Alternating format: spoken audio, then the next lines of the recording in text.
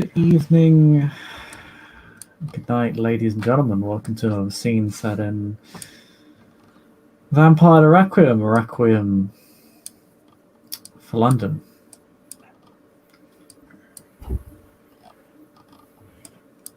Tonight we set the scene within one of the many Elysiums spread out across the city of London. This time, the Gibson Hall.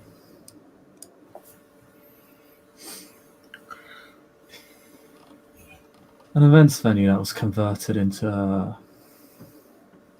was converted from an old banking hall. Very Baroque Victorian styling litters the entire building. Old fancy chandeliers, ornate wooden chairs, a large dance hall with an orchestra composed of bound thralls. This is a very old money evening, one could argue. In fact, it is rather a shame Charlie isn't here. Perhaps her knowledge of Cotillion would have given her an advantage. She knows what she did. Has she been sent to her room for this Elysium? We'll see. No, she's networking. She's smoozing elsewhere, Bishop. She's schmoozing elsewhere. Giving the Invictus a run for their money and how to run the dance hall. But the Elysium is quite busy. A lot of kindred from all covenants here, as per usual. You see a lot of the usual faces. The prince is actually present, and the current keeper is as well. You see a member of the Ordo, and Isabella. He seems to be waiting for an opportunity to speak with you, but he's not overtly intrusive. Balls. As this guy, who has taken on the affectionate nickname Bagman, although who gave him that nickname is something of a mystery, but it is apparently his name now. Something he has embraced. And there's also Tara, who's without her sire this evening. Seems she's been given a free run of the place. There is, of course, also the two most prominent Carthins in the city here. And, well, Joshua, you have been dropped a message by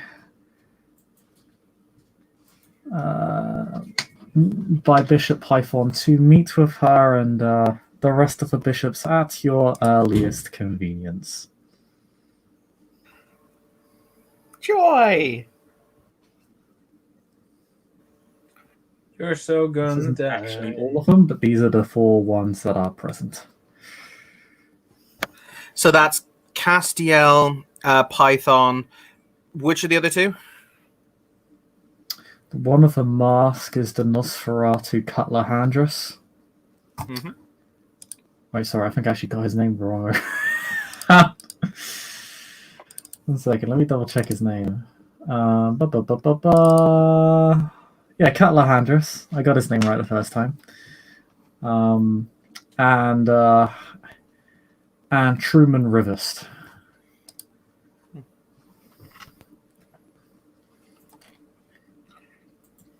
Those are the 4 bishops on that screen. The others may be around, but they're not immediately within your view.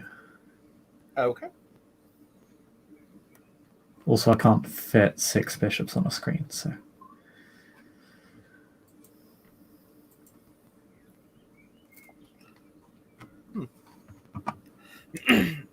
So, in that case, Joshua will enter into the typing loud.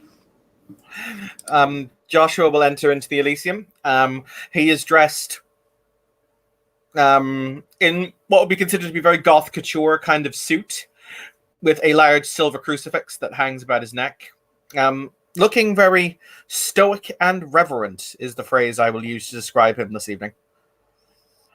He will have Dr. Isabella on his arm and Farthingdale in his wake. Yeah. Ooga booga.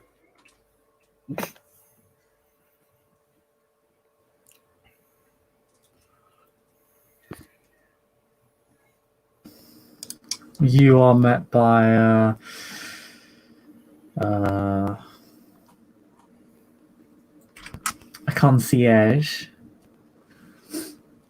who allows you in. It should be noted, you are not a popular figure within this Elysium. Or at least you're a very... Well, that's not true. You're a very divisive figure, as you always have been. Any Invictus who are even remotely near you seem to shun you reflexively.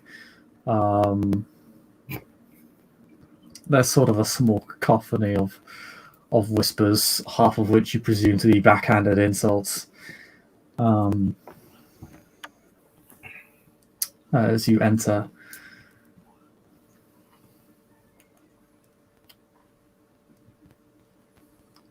The sanctified Nicarthoons merely look at you more with curiosity than anything else. He smiles as he kind of squeezes Isabel's hand before he'll say, "So, tonight we dance the dance macabre." Is that what we're calling it? Why the fuck not? It's as good a name as any.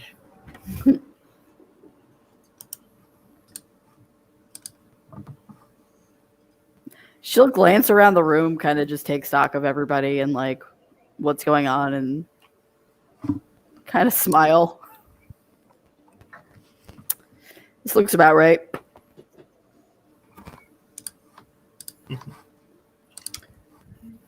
There is a as you look around, there is actually another figure whom none of you have seen before. Just getting them up now.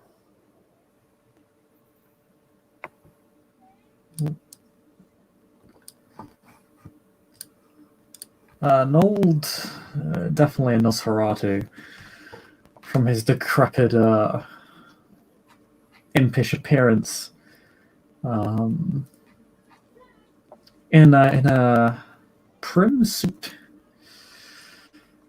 a black tie, bandages around his face and his arms, his hands, with mold teeth. You haven't seen them before. Although I will say Farthingdale can roll.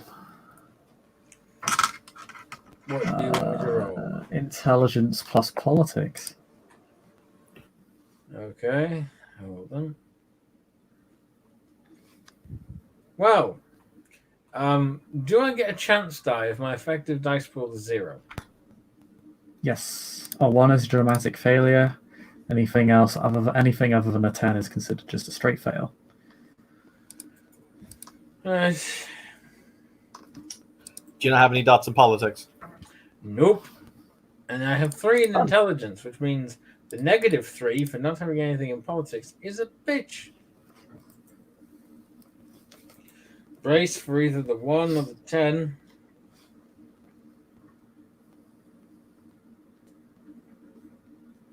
I am bracing. Madre de Dios! Bishop, you got an exceptional success on 1 dice. It's happened. I got a 10, which then turned into a 10, which then turned into a 10, which then turned into a 10, which then turned into a 9. Okay, Wow. well, you can play it like you Oh want. man, if that wasn't a chance dice, I'd be amazed. Unfortunately, it's a chance dice. The tens don't explode on chance dice. Oh, Doesn't come matter. on. I still Oh, succeeded. come on. I still got Bishop. a fucking 10. I still fucking succeeded. Everyone's like, Never boo! one win. Okay, I will I'll not give even him the jo- I will exceptional not even success joke just when I say I because will that is rage- hilarious. I will rage Just quit this because the game dice right roll is now. hilarious. Just because the dice roll is hilarious, I'll give it. 'Cause that It's ain't a never. chance. That never is gonna happen to me again. Anthony, though, this means you're not Fam. allowed to bitch about dice for at least 20 minutes. I'll negotiate you down to 12. 15. 18, 13. 15. Shut up. That's all we're getting at 13. Anyway, continue. So, yeah, you know exactly who this is. This is Fenston Rock. He's an elder of your clan. He holds himself independent of all covenants. Quite infamous for holding clan above all else. He protects the clan. He looks after the clan, regardless of what sect they come from, of how old they are. He is a guardian of the clan. He's kind of considered sort of every Nosferatu's favorite granduncle. You are aware that he, on top of all this, he has claimed a significant part of London's sewer system that even the Revenants don't go to. Sort of the centre-south side of London in the inner city. And you know that he has a vast archive there as well that not a lot of Nosferatu know about. And that contains a lot of material from London's history, many of which is believed lost to time to all but the oldest kindred. Snazzy. It's making me wonder why he's here. Because a man who doesn't care for covenants isn't going to care over much for politics. Maybe, but family and politics have been intertwined throughout history. So you are right, though. He rarely shows up to Elysiums. He prefers to tend to his own business or his own clan, hold his own meetings. So it's a bit odd that he's here. I will approach.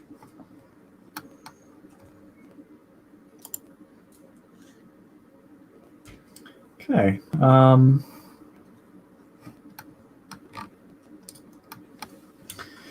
As you approach, he turns to you. Bows. Honored elder.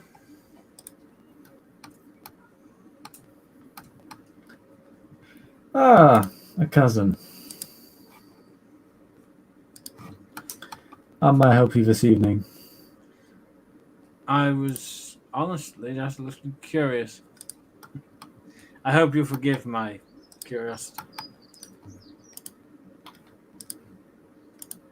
Well, I could never blame one of our clan for being curious. I'm just wondering if there's anything I should be aware of in tonight's events, given that you are not exactly well known for throwing yourself into the, let's just call it mud fighting of the Covenants. Given recent events, that's all this is likely to be turned into. A Covenant mud-slinging contest. Ah, well, that is precisely why I'm here.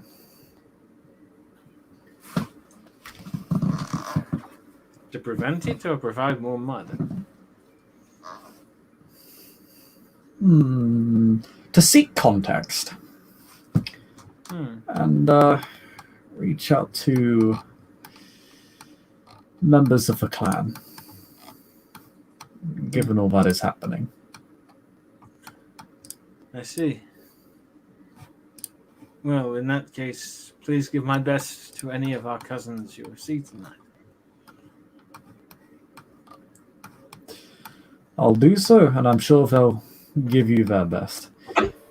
I would wish to speak with you later. Not at this here Elysium, but you'll be receiving a letter in the mail. I'll be waiting for it. And with another bow, we will turn and go back to Isabella and Joshua. Joshua kind of squeezes Isabella's hands before he will lean in and kiss her on the cheek and say, "If you'll excuse me, I'm off to go to the lion's den. Pray for me." Good luck with that. You think And there'll be he trouble? will stride. He will smile and shake his head before he will stride with purpose towards his fellow bishops. As he Okay. crosses paths with Farthingdale, he just hears the words, "It didn't work for the Christians."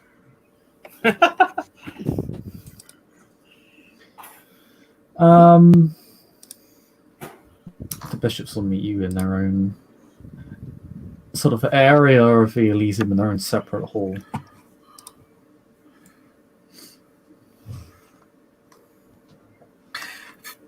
Joshua doesn't bow to them, but he inclines his head like they are equals, if that makes sense, because from his perspective, they are equals.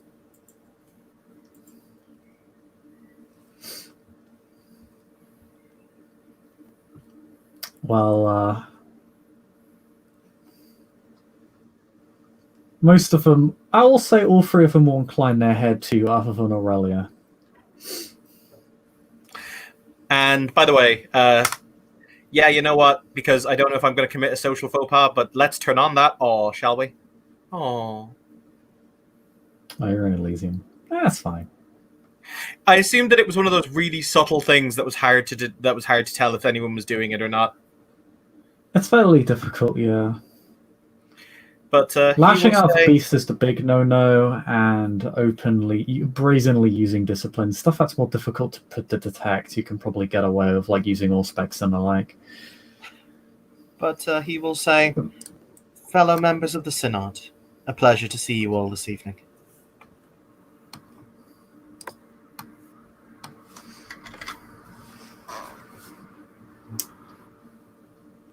A pleasure. Bishop Bainforth, please take a seat. Weird question. Is the seat that he is being offered in front of them, like they are judging him, or amongst them, like he is sitting as their equal? Sort of amongst them, although they're sort of more on one side of the table. But it is amongst them. Aurelia doesn't have a seat because she got a wheelchair. That's fair. She Aurelia is takes her also- seat where she sits where she pleases. She She's is the also Dr. best Monroe grandma. of this. Yes. But he will take a seat. You've been granted. You've grown granted a place among the synod, but we do not yet grant you the rank of bishop. I was going to say, in that situation, I have the high ground! Because an Evan character that is not at its core a Sith is not an Evan character.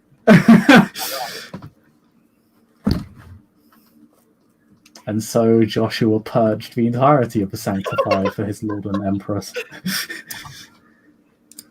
I mean, do you remember that time, Bishop, when I legitimately wanted the Archbishop to have the face claim of Palpatine?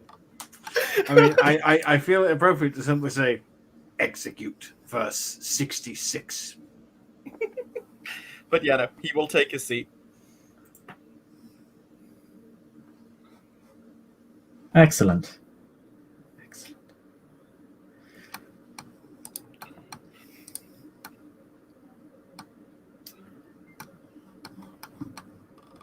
We have come to discuss certain matters of recency to you. Several of which I'm sure you're already aware of, considering you incited them. He contemplates that answer before he will say, I have walked only the path I believe that I should have walked, and the one that God had ordained me to step foot upon.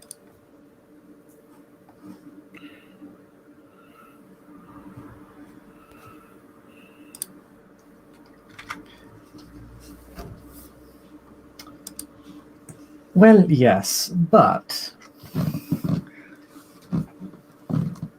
what she's saying is that you've really pissed off, Sheriff.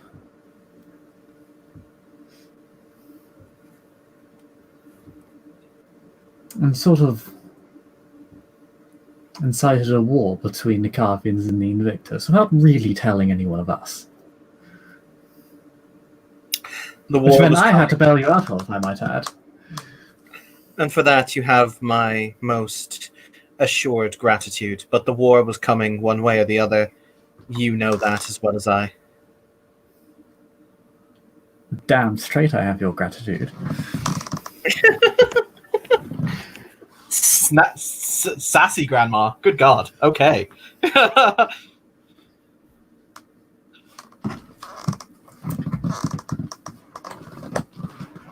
But more importantly, it's rather that it's caught us all rather flat-footed. He contemplates that. Even if you are right, you've sort of, how to put it,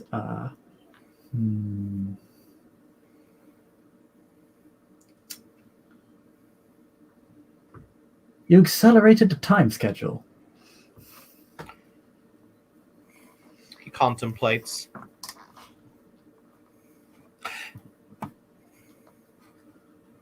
What I saw locked within the shard was an abomination unto God.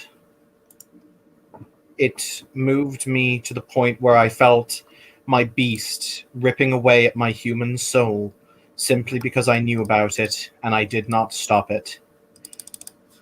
In the end, I will stand before my Maker and I will answer for my sins. What I have done to overthrow Pontius Pilate, his tyrannies, etc., I do not believe that God will have me answer for.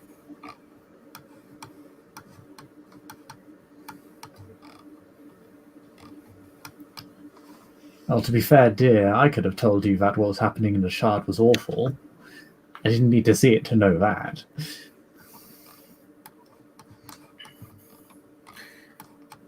But I take your point. The prince has been subtly attacking us in ways that we do not yet contemplate or comprehend. He takes out a small vial from his and he just puts it down on the table. It just has a very small quantity of, I think it's called violet in it, just a street measure of it, like something you could buy in a baggie in a club, just like in a small glass vial. Puts it down on the table in front of them.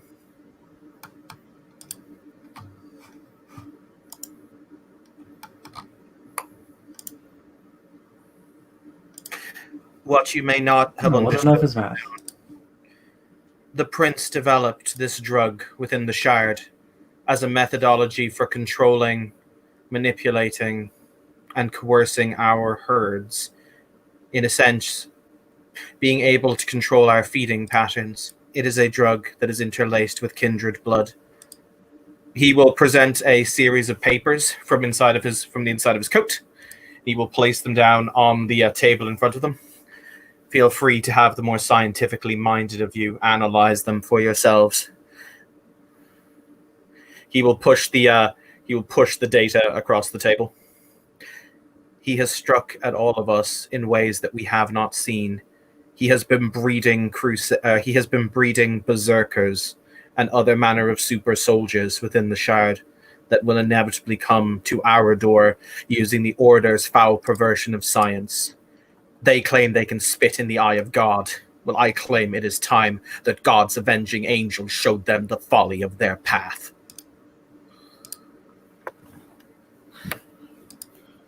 For the record, just so Joshua is aware, he doesn't actually know that. Just so you're aware, it's an assumption, not knowledge. I am going to point out the phrase the claim that the Ordo spits in the eye of God was told to us in character by Oh a no, I'm number not of the referring other- I don't to think that. that's I'm the part. referring to this Oh, the right. whole berserker stuff and all these super soldiers. Oh, yeah, like, no, you know, they're it's- experimenting on people. We have no idea what it is. Oh yeah, no, but he's met just so people are aware that is. he's met a berserker. He knows the Ordo are doing sick human experiments. Why would there be one walking around if they weren't being made? It chimes to make sense, if that makes sense. Yeah, I guess, yeah.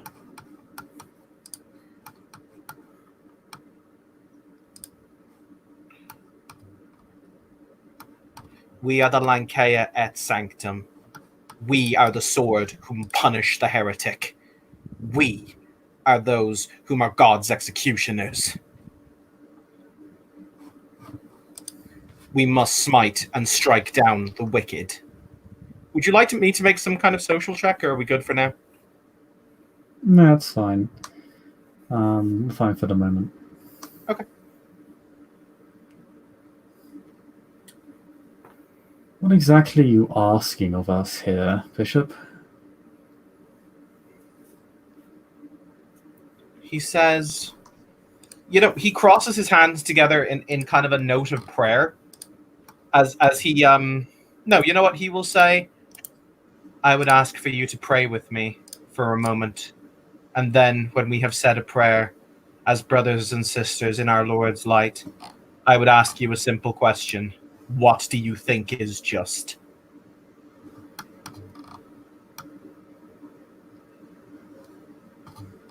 Oh, don't you dare ask me what I think is just.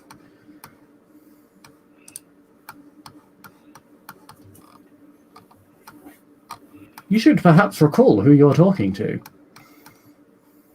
I'm talking to the person who saved my life, and the person who I think at their core is a good person.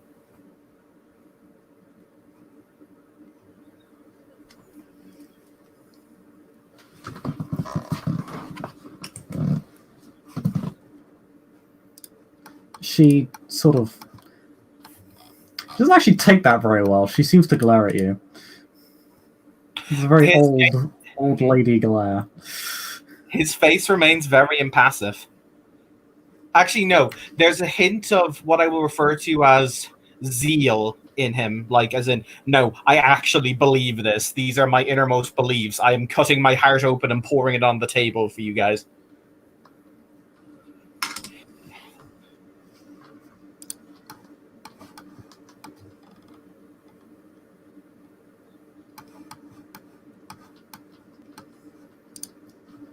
Yes, well, you still haven't exactly told us what it is that you want. I assume it's for us to wage war on the side of the Carthians? He contemplates that before he shakes his head, and he will say, "It is to wage war." We've- Oh, sorry, continue. I think you'll find we've all made a fair number of speeches regarding morality and spirituality in our time. It is the time, however, when speeches give way to actions that the Lord truly looks upon us. To answer your question, I would have us fight for what is just and what is right, to put down the usurpers, to banish the corruption. If that means the sanctified rule this, if that means the Carthians rule this city, then so be it. If that means we must take the mantle, so be it. But this city will be purged of the sin. This city will be purged of the filth, and it will be left bare in the eyes of God. That is what I ask of the Synod.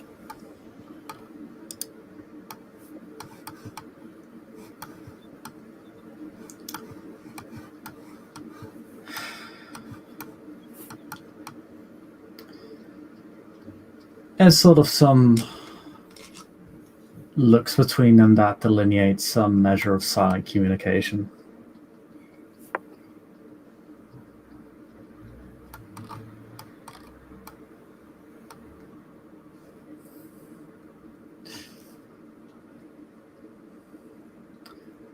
The Sanctified will support your crusade.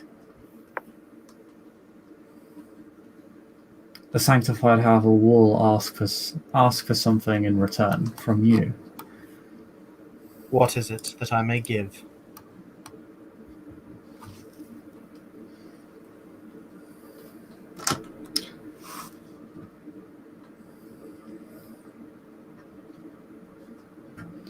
your support for the peaceful transition of power between myself and the Archbishop. I believe you're already well aware of how close he is to the long slumber.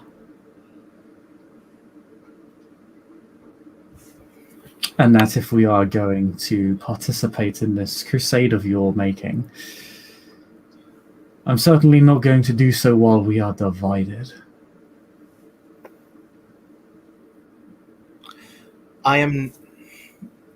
Actually, this That will would probably... only bring us low.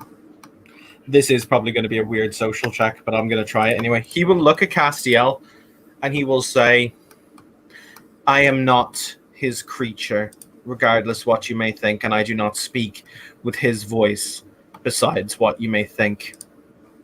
So, you've asked this of me, and before I give my answer, I will ask you a single question, if that is acceptable, Bishop Castiel.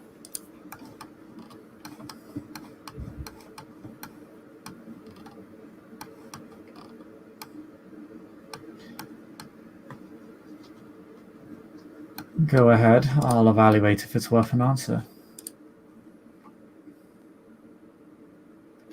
It is the only question I feel is worth an answer.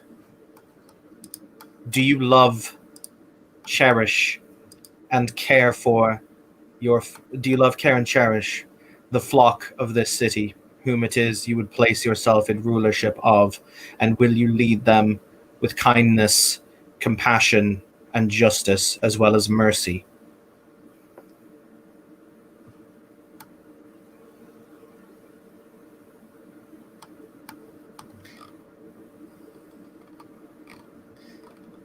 You already know what my answer would be to that, so why would you ask the question? A question unanswered, even one where the answer is known, is still a question that is unanswered.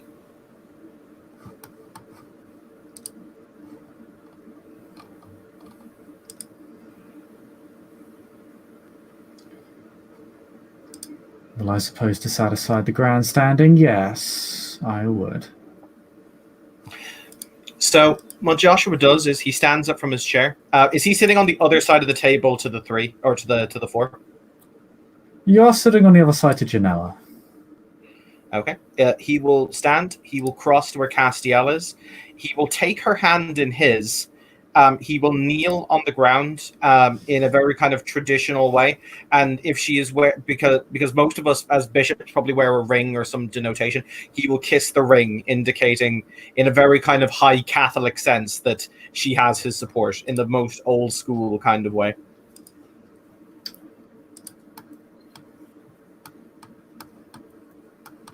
Okay.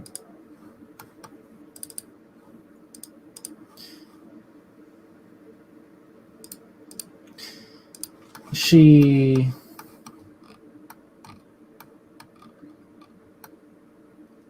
rather she's fairly impassive to this. She nods at you when you do what you do, and will simply say, "Well, then it is settled. We shall support your crusade in earnest."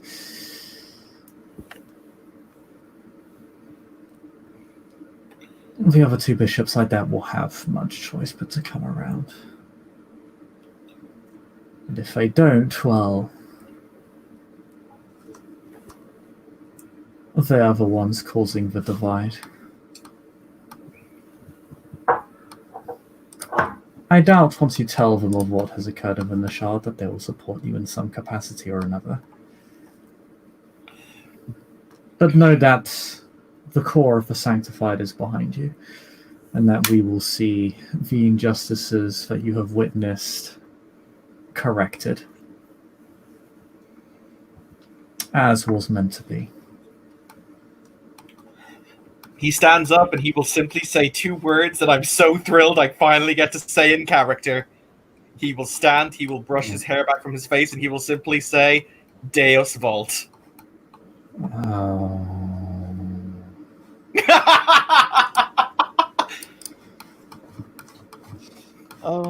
ST, You said the Ordo was here, right? Is Fistel around?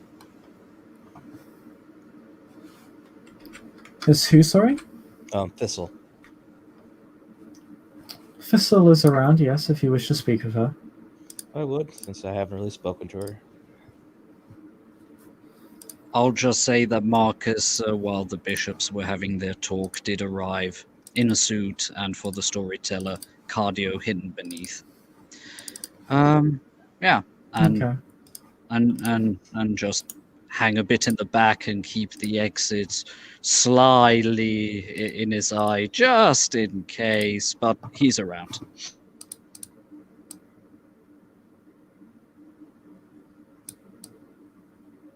Crusader noises intensify. Oh, actually, this is important, given that you're currently a wanted man. Julian, would you like to roll me a wits plus stealth roll? Yeah, I could do that. I actually have 2 points in wits now, so wow.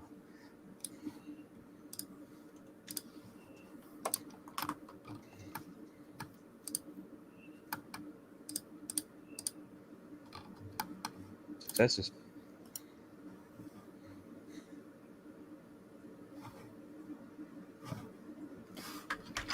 Or do you succeed?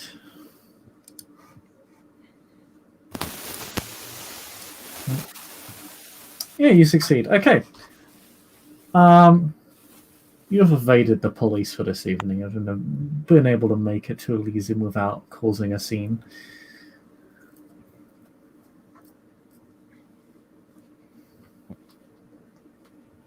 So, What was that roll for, Marcus?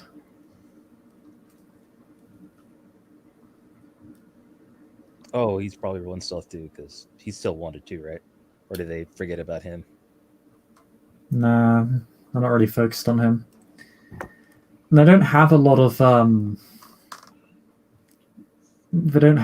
information on Marcus at all. It's just sort of you had an accomplice, but they're not entirely sure who that accomplice was.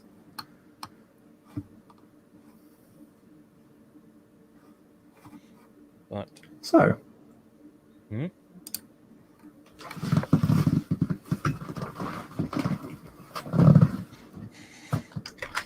you have Assad to go meet.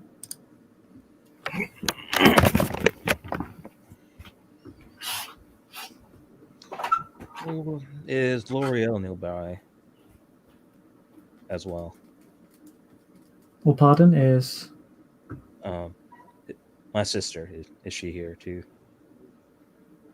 no, she's not here. Okay. But he will walk over to Thistle, but his typical safe distance between her and, well, bow his head. Julian, He said, "Ma'am,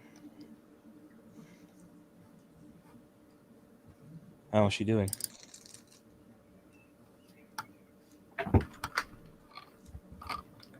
well, why? Well, I didn't click on her before. I feel like I should put up a bigger, let's just say, vigilance.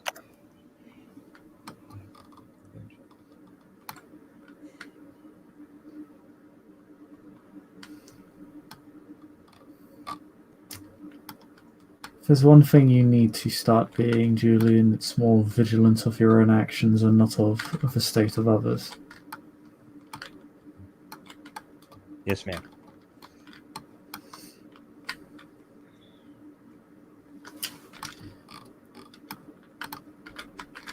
That said, I'm at least pleased you made it here without an incident. Have you contacted anybody to resolve that for you?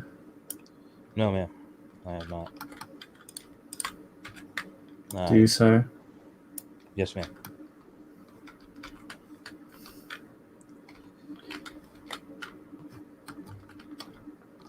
We, among the mysteries, have done our part to cover for the masquerade.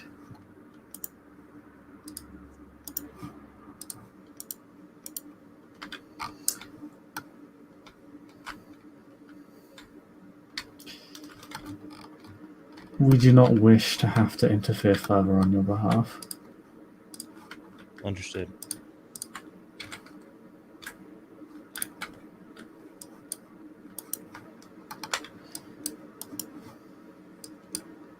So, what is it specifically that you are doing here?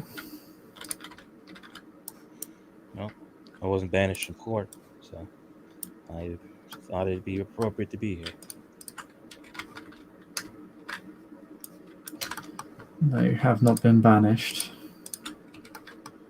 Again, largely due to interference on our part.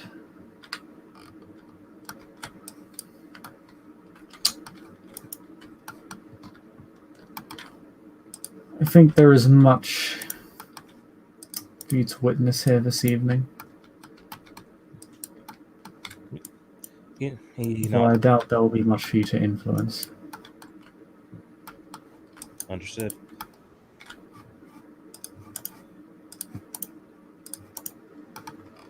I've been curious if you're still wishing for those VIPs to be captured.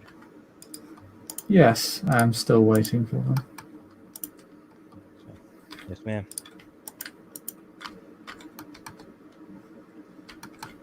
And I am also curious about the political climate right now.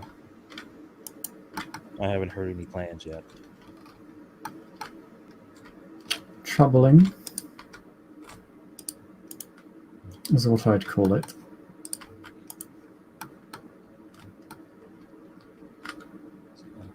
People will be planning to make moves. I want us to be ready. Again, focus on yourself being ready. You are in no position to ready the order. Yes, ma'am. The axe will see to this. There's a tightness in his jaw, reminding him that he's not in that position anymore.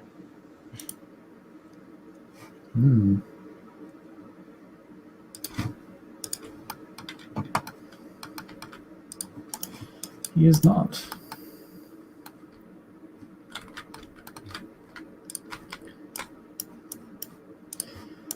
But she either doesn't appear to notice this or simply stands impassively towards you, somewhat,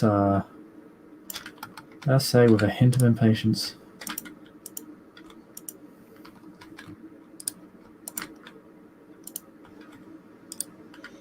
Is there anything else I should know about? No, if there is anything, you will be informed by the appropriate parties. Yes, ma'am. And if you would allow it, I'll bid you farewell.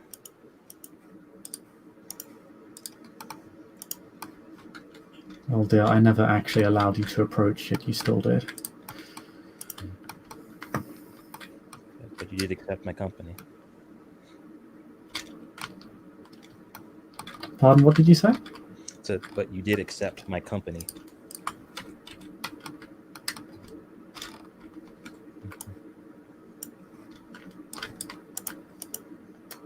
Yet you never asked for permission.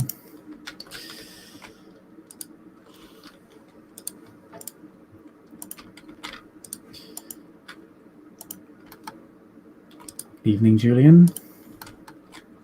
Evening, ma'am. He will incline his head, and I am forgetting that man's name. I think it's in one of the chats. Rogue Geller. Yes, that's the word. There is One second, let me go find him for you. Hmm? This guy? No, there possibly, unless she changed his picture. The one gang girl that I trained with, that was part of the Axe too. In general, I guess I was fine for the Axe. I currently don't have him up. I can get him up for you. No, if he's not here, he's not here. Okay. I will just say Joshua has returned and just kind of goes and backs up and links arms with Izzy again as they proceed to sip. Is there just mortal beverages being offered, Bishop? Pretty much. Yeah. Let's drink Cristal like we're fucking classy. So how much trouble are we in? Oh shit! Did we agree who was going to give the declaration as one of them, or do I have to do it? Wait, what? I'm asking Bishop. Did we agree who's going to make the declaration, or is there going to be a declaration? How are we doing this? They'll be the ones to announce it. Okay. He'll say, as he kind of links, he sits down, he kind of puts her, not sitting on his lap, but, kind of pulls her down so that she is, just like, even though it looks playful or whatever else, he'll say, there's going to be fireworks. Good quality fireworks. Are they aimed at me? They will be in a splash zone. Spicy. Mm-hmm. Did you tell them yet? Beg your pardon? Did you tell them yet? About you? Well, I don't really have to. I don't have to tell the Synod about that, but I suppose it'll be in my. I don't know. I think we play bridge. I don't know. Bishop Python seems like she's a champion bridge player. I'm gonna say she is. I would have guessed not run.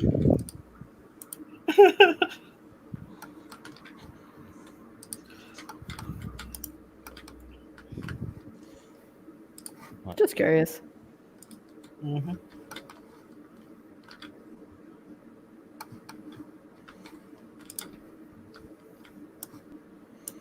But yes, what members of the Axe are here? Members of the Axe. Well, you got Karen. You got several other more minor members of the Order here. Lenistav is here, he's just in a different area of the hall.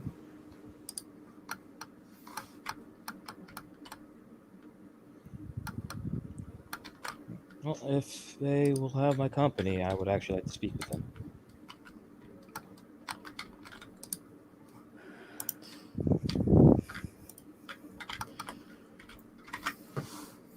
Karen is around.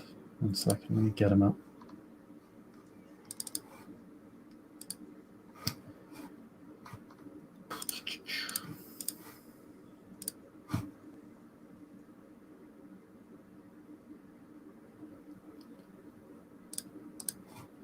Transitioning is annoying.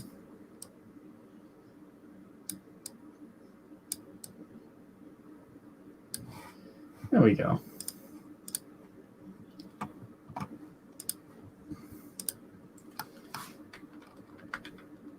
Yeah, he is around. You approach him. He sort of looks at you fairly blankly. He, again, similar to Thistle, inclines his head and says, "Sir?"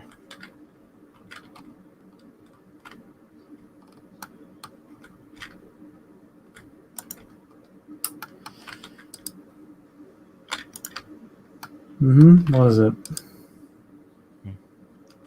I just wanted to make sure you guys were all right. Very flatly. I don't know, flatly. More like disheartenedly.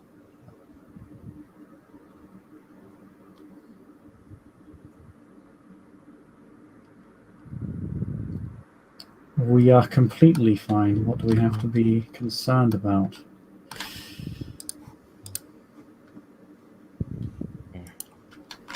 No, I've been hearing things. That doesn't tell me much. Outside of my pause, there might be something else that may be gathering the interest to the Ordo.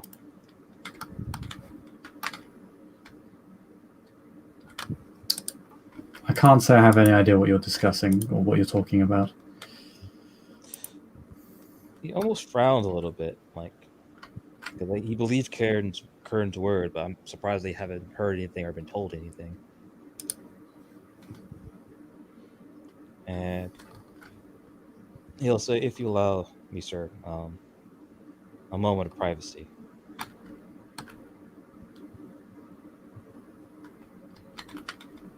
Just say what you need to say. You haven't heard about people possibly working against us.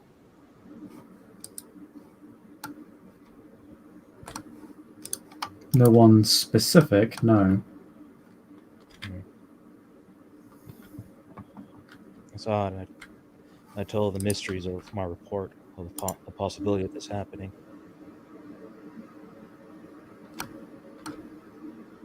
Possibility of what happening? Violence, most likely. Not sure yet. So you have nothing to report to me? I do. I just don't know how, let's say, solid my information is. And he continues. I was like, I have a good feeling that there will be an attack on certain Ordo facilities. I don't know when, don't know where exactly.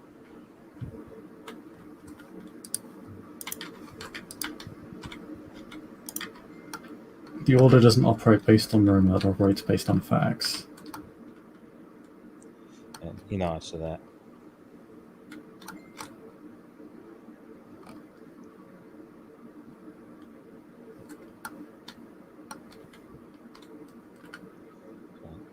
What is the source of your suspicion? So, anecdotal at this point. And what does that mean? And purse is on his words. Purse is on his lips. Would there be? I guess the fair question. Hey, does everybody naturally have common sense, or do we actually have to buy the merit?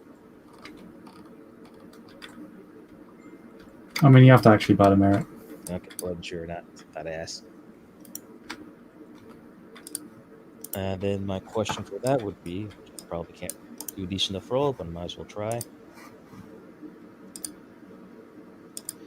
Would it be a socialized role to basically convey, like, I guess, the people that are upset about us about the things that have been done to the shard? Or would that be more a persuasion role? That'd be an expression roll. Do we have expression? Yes. Yes. Oh, okay. We do have expression. Okay. So charisma expression.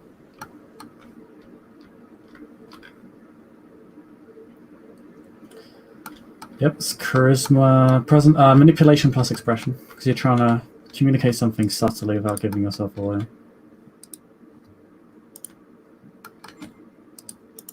Well, unfortunately, this is a chance die for me because of my condition.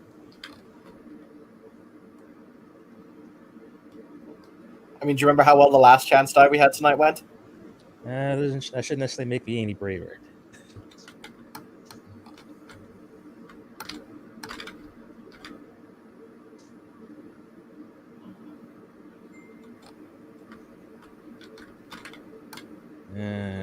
Let's see.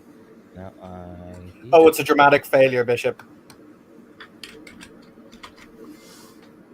Oof. Oof, wow, we went from an exceptional chance die success to a dramatic failure. Okay, so you gain a beat. And technically 2 beats because my condition says if I fail a roll due to my condition, which is the broken condition, I get a beat. Hooray. 1 second. I want to double check how much dice you actually have, because if you would have had a chance dice with your condition, then it wouldn't matter. But You managed to gain a beat for a dramatic failure, while inadvertently signaling what you're attempting to do to passing shipping. let's see, what is it? Was a manipulation plus expression. You have I have yeah, your Yeah, your penalty would apply here, so That's a big oof. that yeah, that 1 second. Just need to double check the actual rulebook, see if that gives you an additional beat, whether it resolves the condition. No, I have to lose or regain humanity, or guess exceptional success on a breaking point. Back down from a confrontation or fail a roll due to this condition. Okay, so you're getting 2 beats for this.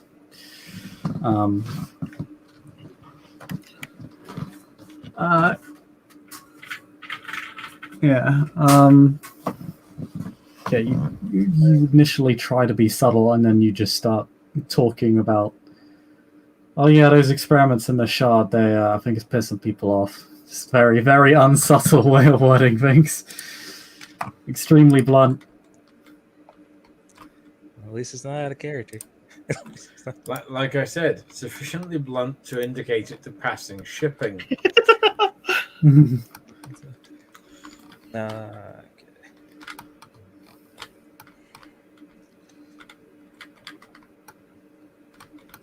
Oh dear.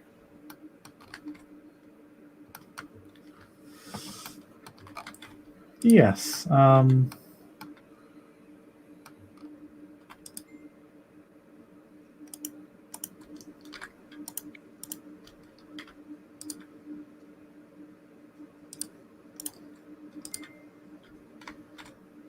You are not, yeah, you're not super subtle, and you kind of immediately give away what you're talking about, which is picked up by more than just the order in the room. Oh no. Can we make a what is the notice roll in this to overhear? Yeah, I was about to say, how far away is this happening? Yeah. This is quite far. You probably wouldn't be able to hear this. Granted, it's dramatic failure. Actually, you know what? Because it was a dramatic failure, I'll give you the opportunity to hear it. It's just that moment where everybody stops talking and he just is talking way too loud. Yeah. It's like, Pretty much, I yeah, it's told that you, moment where I slept with my cousin. Why did the music stop? Ironically, that actually happens in Bloodlines at the Giovanni party, but that's neither here nor there. What's the role? It's charisma, or sorry, it's resolve plus composure to notice things in this game, isn't it? Yes. Yep, that was wits plus composure. It is wits. Oh. Joshua hears butt kiss.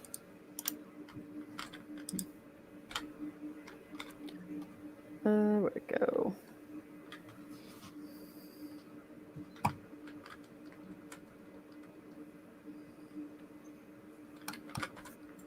Two successes, Bishop. Okay, you hear a fair portion of the conversation. You hear something about Shard and Ordo coming out of Yeah, Julian's one mouth. Yeah, you hear something like Ordo and Shard coming out of Julian's mouth. You're not sure about what the entirety of the conversation included, but it was about that. And those two showing up in the same sentence is somewhat concerning. Important question. Has Joshua explained to Farthingdale and Isabella what he told the bishops? Oh, yes, he will have given you a blow of the bishop's meeting. Right. Because I think this is an appropriate moment for Isabella and Farthingdale to do the spin on the spot. Yeah, I'm gonna do the look over at Julian, look back look at Julian, look at Farthingdale, and I'm gonna do that hey, nudge Joshua on the shoulder, hey, spicy. Joshua Joshua was getting a drink at that moment in time, so he didn't hear the actual statement and stuff. He's just like, what is it? What? Remember how things are getting spicy? Uh-huh. Kind of looks over at Julian. Yeah, Farthingdale is infinitely less subtle. He grabs Joshua by the collar, pulls him slightly down, pulls himself slightly up, and leans within a centimeter of his ear and just goes, Julian, Shard, experiments, Ordo, and then stands down. You've got to... Joshua just kind of mouths, they're making this too easy.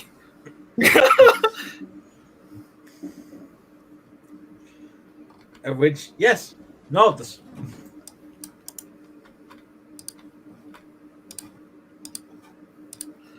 Joshua's eyes kind of flick.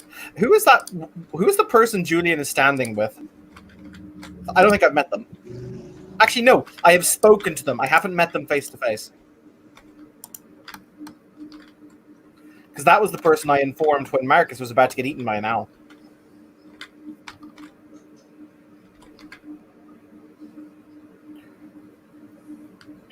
Yes, you're quite right.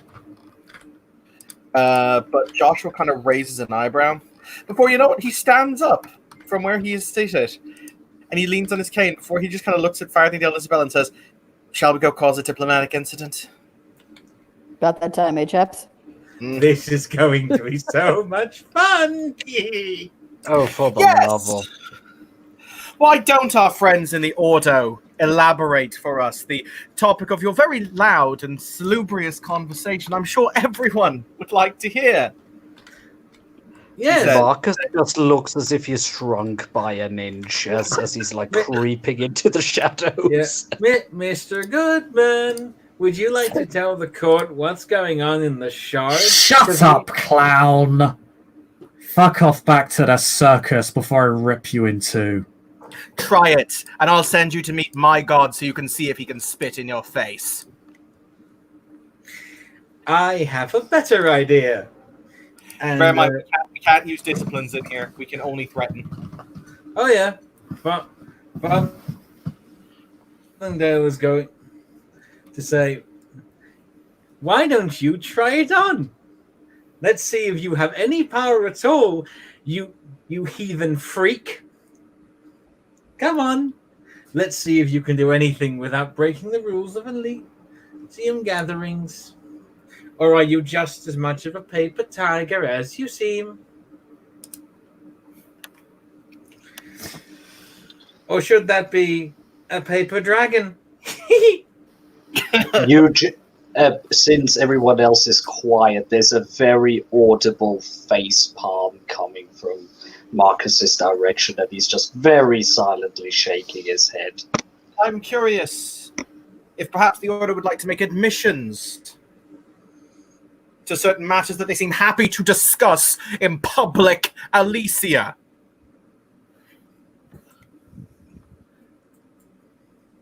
Oh, by all means, if you disclose your conversation of the bishops over there first, you Puritan fucking reject.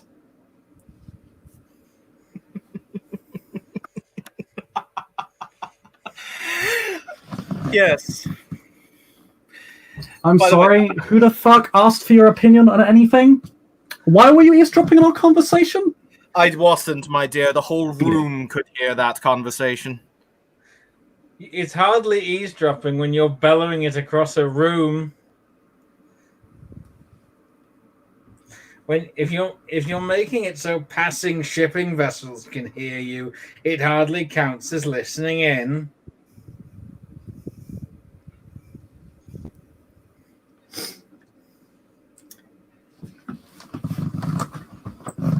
And yet everybody else decided to mind their own goddamn business. Maybe And this yet, is what look, the fucking haggle once again getting involved in shit. Joshua smiles before he will simply... He turns on his heel and he'll say, where we come from, we train our friends in what it is to be right and what it is to be just. No, you butcher people for a god that hates you, so you can guilt trip people into doing what you want, you fucking control freaks. You can actually make a wits empathy roll on him. Yes. What is there a dice penalty? And can we all do it? You can all do it. More chance die.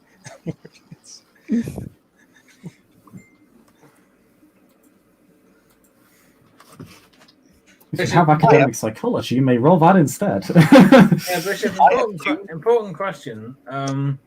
What's the punishment for being in an Elysium and killing someone? Bad. Bad. 2 successes at least. Same. Okay, wow, his enmity for the One sanctified success. ones it doesn't seem like it seems where his empathy runs sort of sanctified rather than you personally, and there's definitely a story there. Like this isn't the same as I'm an order, I don't take the sanctified seriously, or I Bishop, just do not believe. There is real enmity. I'm going to try and force a frenzy check from him. Hold on, before you do, Evan, if I may attempt to fuck with this man. No, hang on, Anthony. I want to see if I can provoke him to frenzy. I have a perfect statement that might be able to. Okay. He'll just smile. He'll just smile as he half turns his head, and you see him do a small mock. He doesn't even look to be mocking. He looks to actually do a serious blessing before he'll say, "I'm sure that God." No, how would he phrase this? He will say, "You will still always have a place in our Father's house, my son."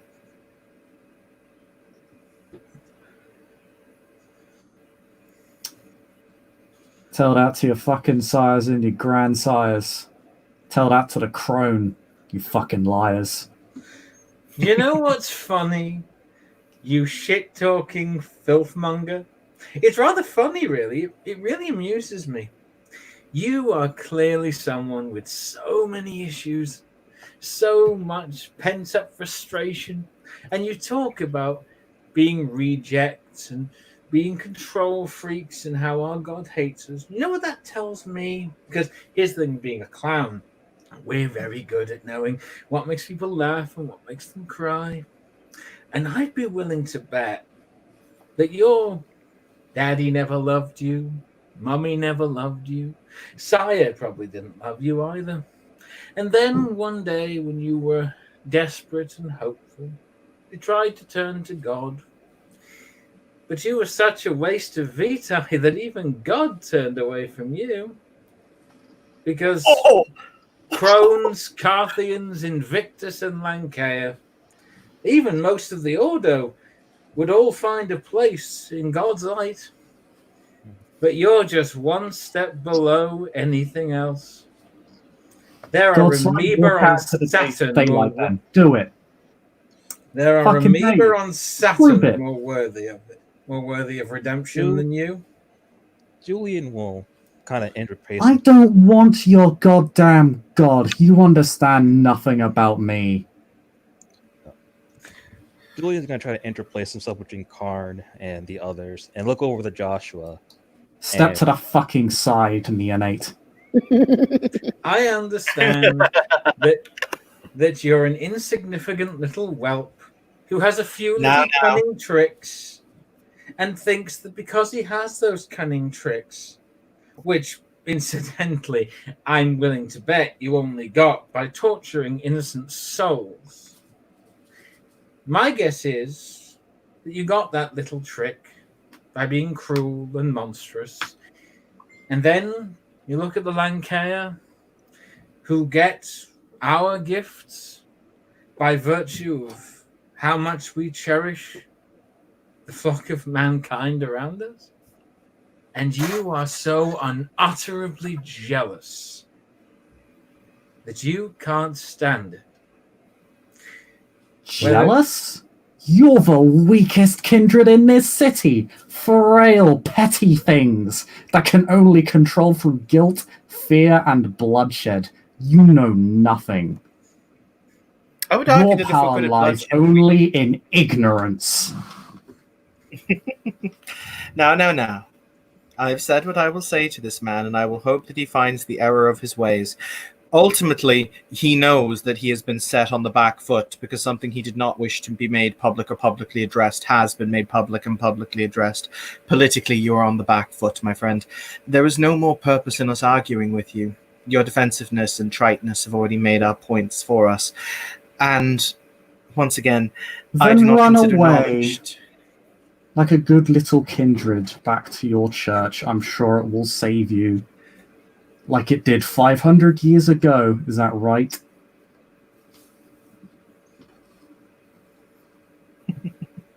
Joshua smiles and he says, "Everything you know that I have just said is true.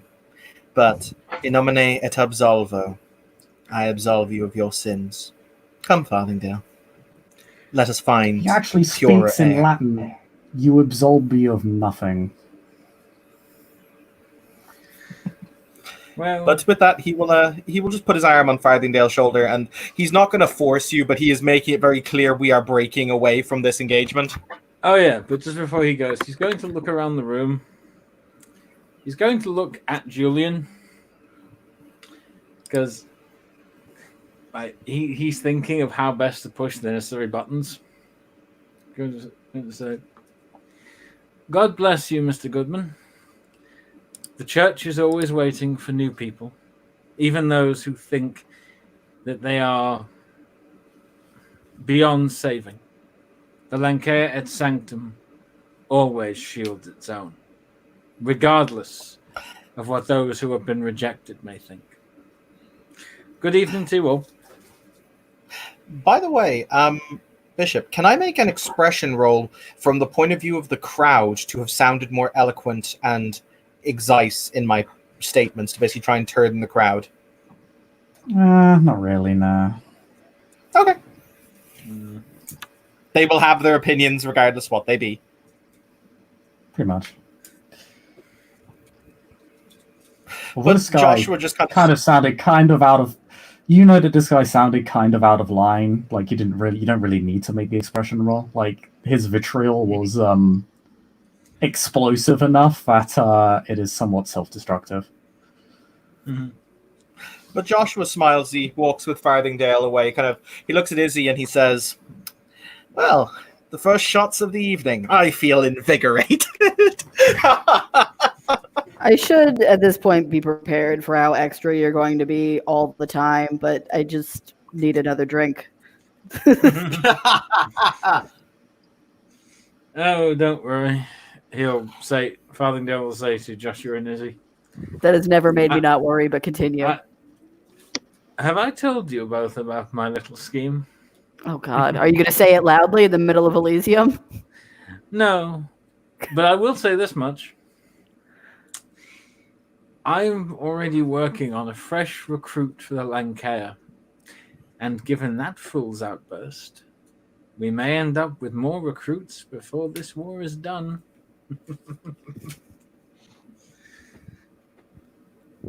Evil laughter.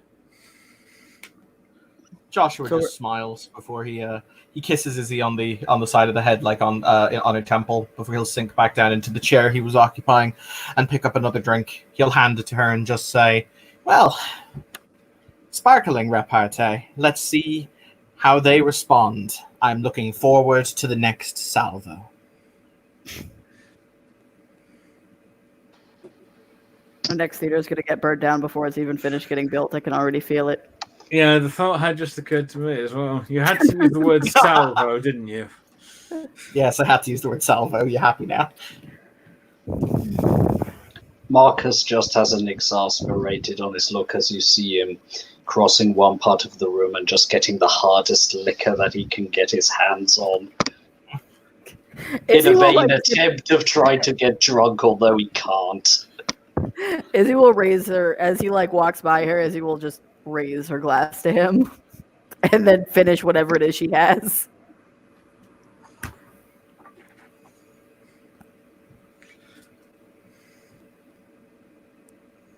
Yes.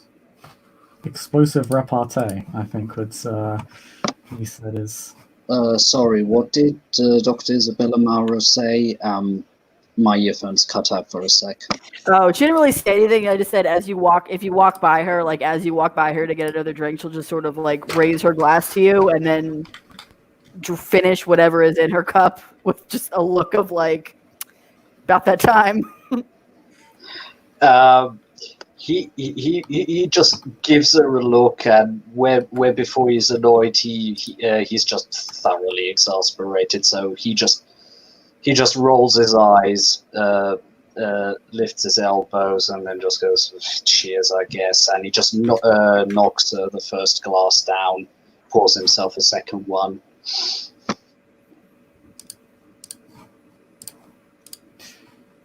You will be openly approached, Isabella, by this man. You know who he is. Ah, crap. Oh, didn't he come to a party I held once, Bishop? Yes, he was pleasant. Yeah. Yes. In fact, I think he's been pleasant on literally every occasion I played. Does Marcus recognize that man? Yeah, he runs Newington University for the Ordo. Okay. Arend van der Molen. He'll give him a respectful nod and knocks the second brandy down. Yeah. Oh yes, he and I have blood sympathy with each other. He's another Dave, isn't he? Yeah, you understand. You know that he's a Deva. But he walks up to you, Isabella, and by extension, the rest. Evening. Evening. Apologies for my colleague's outburst, however, I came here to discuss the matter of your departure from our organization. It does concern me that you have aligned yourself with those who seem to be openly hostile to our existence, but this is... I took the evidence that I was presented with, and I made the choice. Should we talk about this privately? Yes. Joshua smiles as he's seated there before he'll say, by all means, please. For the record, my friend, I am not hostile towards your organization as a general whole. I am hostile towards those whom would use your organizations as a means to brutalize, terrorize, and in other ways give credence to such barbarism that they would call science. The evidence of your actions contradicts your words, with respect. I am curious, though, before you take my dear Isabella, how was it you knew that she had, for lack of a better word, traded in her coat? I, myself, only did the ritual some 2 nights ago, and I have not made it very public or very verbal on the topic. Again, with respect, Bishop Bainforth, we are not fledglings. We are aware of events that concern those of our own and those formerly of our own. As you say. You also made your intent rather public not that long ago. Quite so. I was merely curious if there was some methodology by which they had ascertained this information, but please do speak to him. It has been a pleasure to see you again, Miss. It's been a pleasure to... My apologies, was it Doctor, Mr.? What is your formal tone of address?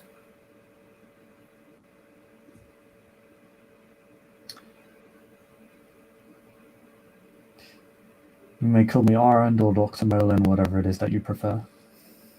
Dr. Molen. I have no doubt. A pleasure to meet you, sir. At which point Joshua just makes a note in his head going, I'm coming to your I'm coming to your university. I'm coming with a flaming sword. Calm down. I mean, I have a much better idea. It's a mental note. It is not a physical note. She will give you a calm down expression of like, just stop talking. He will lean back in his chair. He lets you go. Shoot, go. Be free. Joshua gets a slight elbow in the ribs from Farthingdale and the words, repetition of previous work? Possibly. Continue anyway. But, yep, by all means.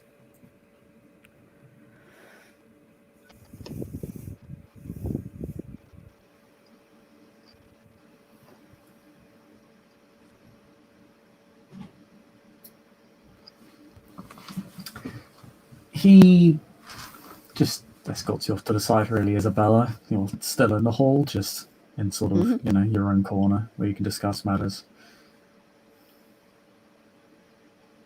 It is... We were not aware of your departure from our organization. This is a matter of concern to us. Seems like you're aware now.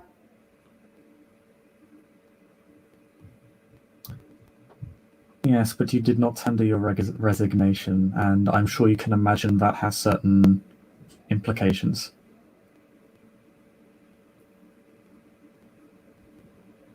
Particularly concerning the mysteries as to which you were involved in. Would tendering my resignation have made any difference? Yes.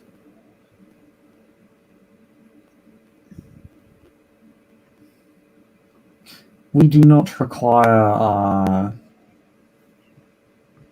members to stay any longer than they feel comfortable remaining.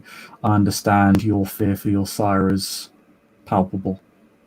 However, It's not so much a fear. It's an awareness. please do not shield yourself. I am aware that it is fear. It's also awareness. It's also learning what I've learned, and if it was just a matter of fear, it would be different. But I'm tired of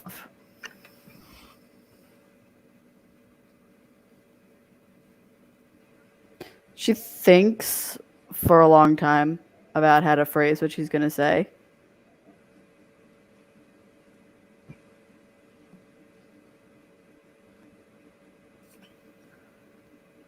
There's only so much you can compartmentalize, and there's only so much you can ignore.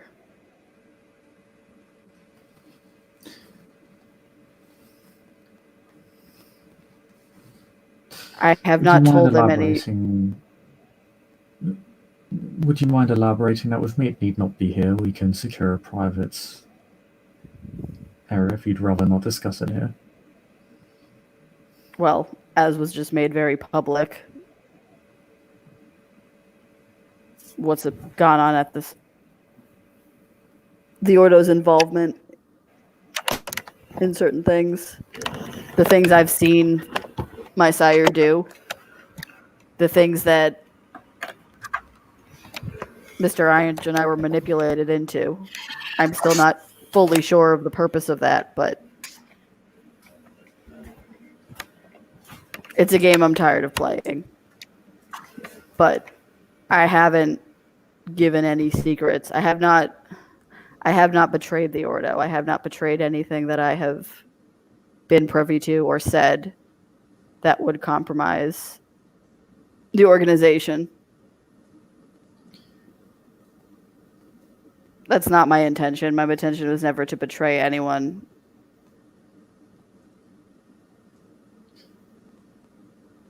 Tilts his head. He looks slightly perplexed, would be the correct word.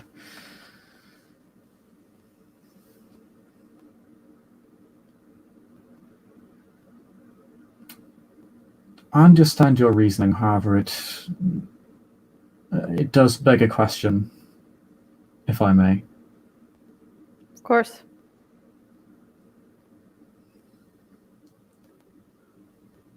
Much of which you have spoken of has occurred, well, particularly regarding your sire, would have occurred many years ago. Why decide to leave the organization now?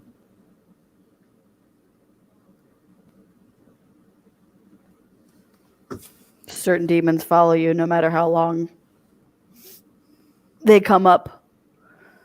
And I don't think it's anything that is going to go away. It's just something that he won't stop. The people that support him and the people he supports will not stop.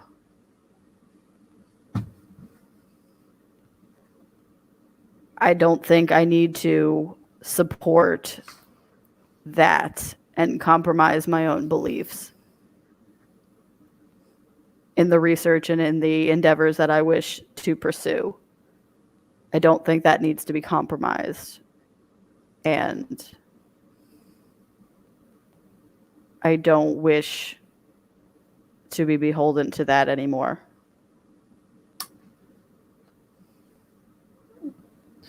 Then as the appointed representative of the Ordo Dracul, we understand and respect this decision. Although I personally would question whether you are standing true to your beliefs, given specifically where you have gone.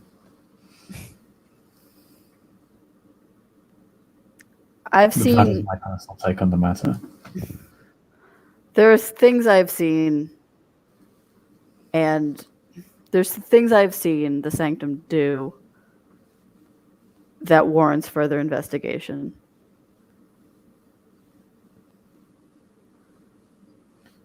And I think the Ordo tend to take an antagonistic look at that particular aspect of our nature. I merely wish to get some perspective, further perspective. Understandable. But again, personally, I would advise caution. You say you are tired of playing the game, but from your words, I see that you are still playing the game.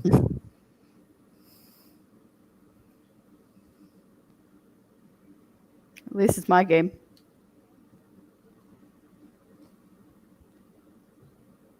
Is it? Guess we'll find out. With respect, I hope it is.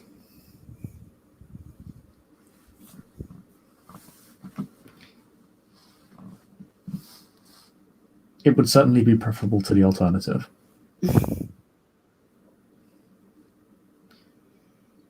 Well, it's gonna come from somewhere. It's gonna come eventually. See as much as I can figure out before it happens. Yes, and if you wish to investigate particular matters that the Sanctified tend to focus on, well, I wish you all the best. Wish you luck in your endeavors as well. Thank you.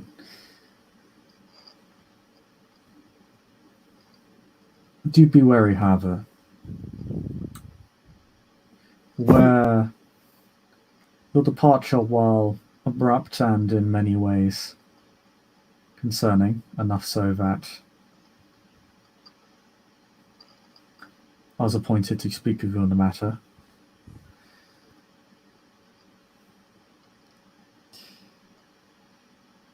you have made a few enemies among the Ordo. However, I would warn your friends that they very much have. I think they're quite aware.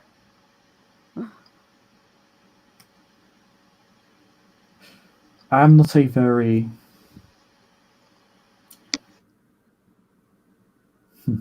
worldly man when it comes to the activities that many kindred partake in regards to London. However, I will question how many enemies they can make before the burden becomes too heavy for them to manage. Suppose we'll see. I didn't get into any of this to make enemies, but they seem to find us. I can't just... The things that I've seen in regards to the city, the events that have happened over the last few months, I can't just ignore them. And all the evidence that I have and all of the information that I've gotten have led me to believe that this is the logical place to go, because a war is coming and you got to pick a side. You wish for friends in safe harbor, would it be safe to say? Friends, safe harbor, and a feeling that I'm on the right side of it. I don't like the way secrets are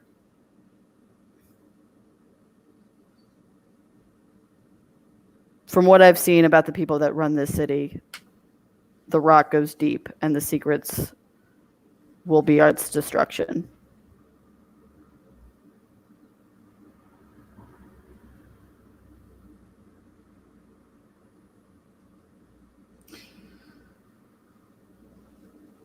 And I hope it does not also mean yours.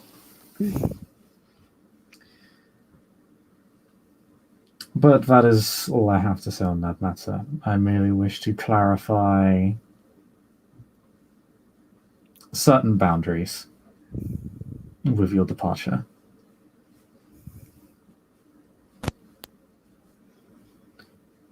You are, of course,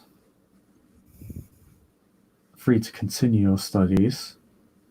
Any further association with us would be appreciated, but you, of course, are not beholden to do so. We only request that such information not be disseminated to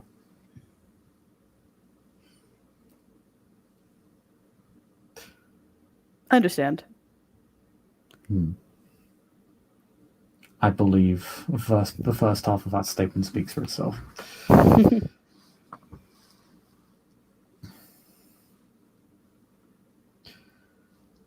I'm not In a any traitor. case, you'll hold out his hand. She'll take it. Wish you luck. Likewise. I hope we stand on the same side at some point. It is unlikely, but I doubt we'll be standing on the opposite side unless your current organization decides to take the path that I fear it will take.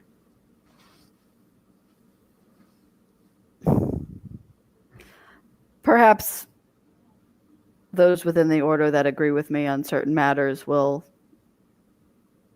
see that there's another way that can go.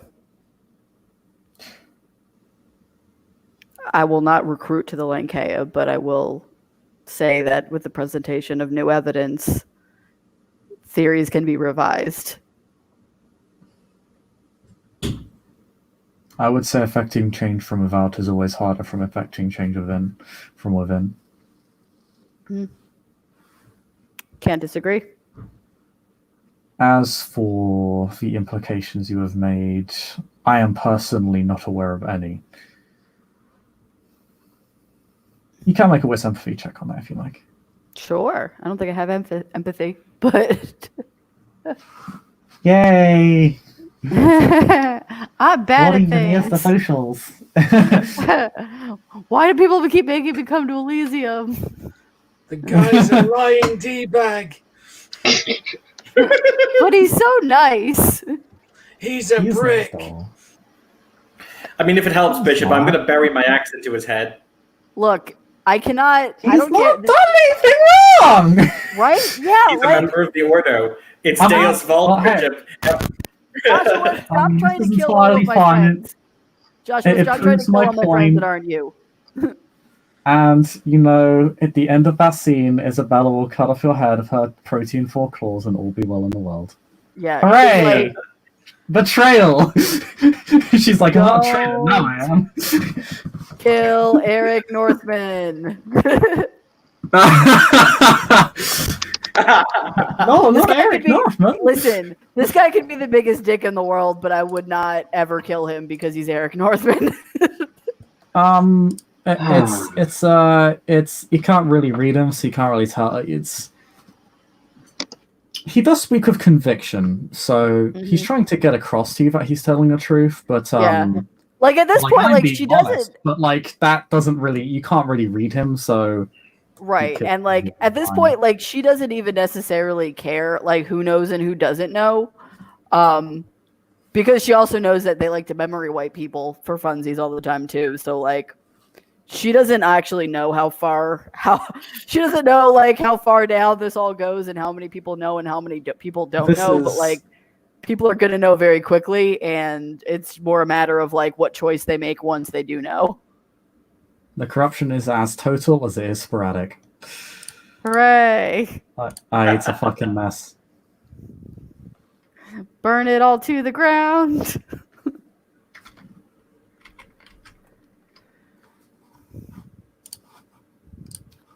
All right, so if he's done, well, she'll give him kind of a bow, like kind of a little sarcastic bow, and then she'll walk away. He'll just give you an inclination of the head. He takes your sarcasm on the chin like a boss. You should take the Lankea fists on the chin. Y'all are mean. Yeah. No, that prick implicitly threatened our Isabella. Did he? No, he didn't. Did he? Yes. No, really? Yes. Okay. Isabel's gonna his listen. constant references. Fake news. His constant references to like, it's very concerning. Don't tell. We don't want you disseminating it to, and then hinting basically anyone who isn't a member of the I'm Order of gonna Control. need you to take about 20-25% off the top. No, that fuckwit was implying that they'll go after Izzy if she doesn't do exactly what they want, and that is implicit dickery. Not Oh, really. you mean how the Sanctified threaten anybody who attempts to teach Theban sorcery outside of Theron Sect? Yeah, like to be fair, the Ordo could have just killed me. He was being pretty nice about Yeah, it. no, he kind of honestly. was. You're Like, super charitable. Doesn't fucking matter. It does matter because Izzy is Farthingdale's friend. He will not. Everyone, we're doing that thing where we're Okay, shouting over okay, for real. Okay, so that conversation beats its conclusion, and Isabella, yeah, you're free to go back to the rest of the group.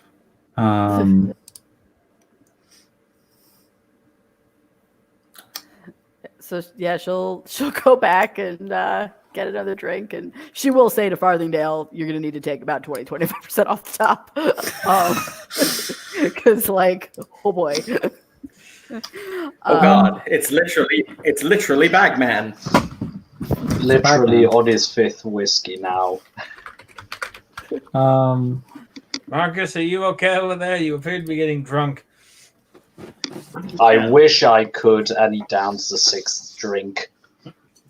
Funnily enough, as Marcus downs his 6th drink, it is this guy that is standing right next to him. Ah, paint me blue and booger me sideways. What do you want from me now? What the fuck does that even mean? Bargain Anyway, me sideways is my phrase. Don't steal my phrase. Wasn't even aware that was the English Was it? What? language.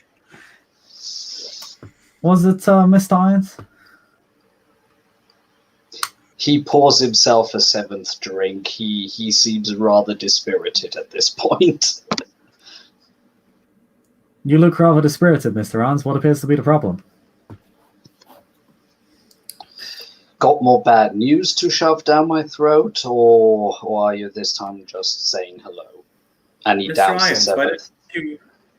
Mr. Irons, why don't you introduce us to your friend? Frankly, I don't even really know his name, so it'll be a little difficult to introduce him. Oh yeah, that's part of the gig. Don't worry. So what am I supposed to call you?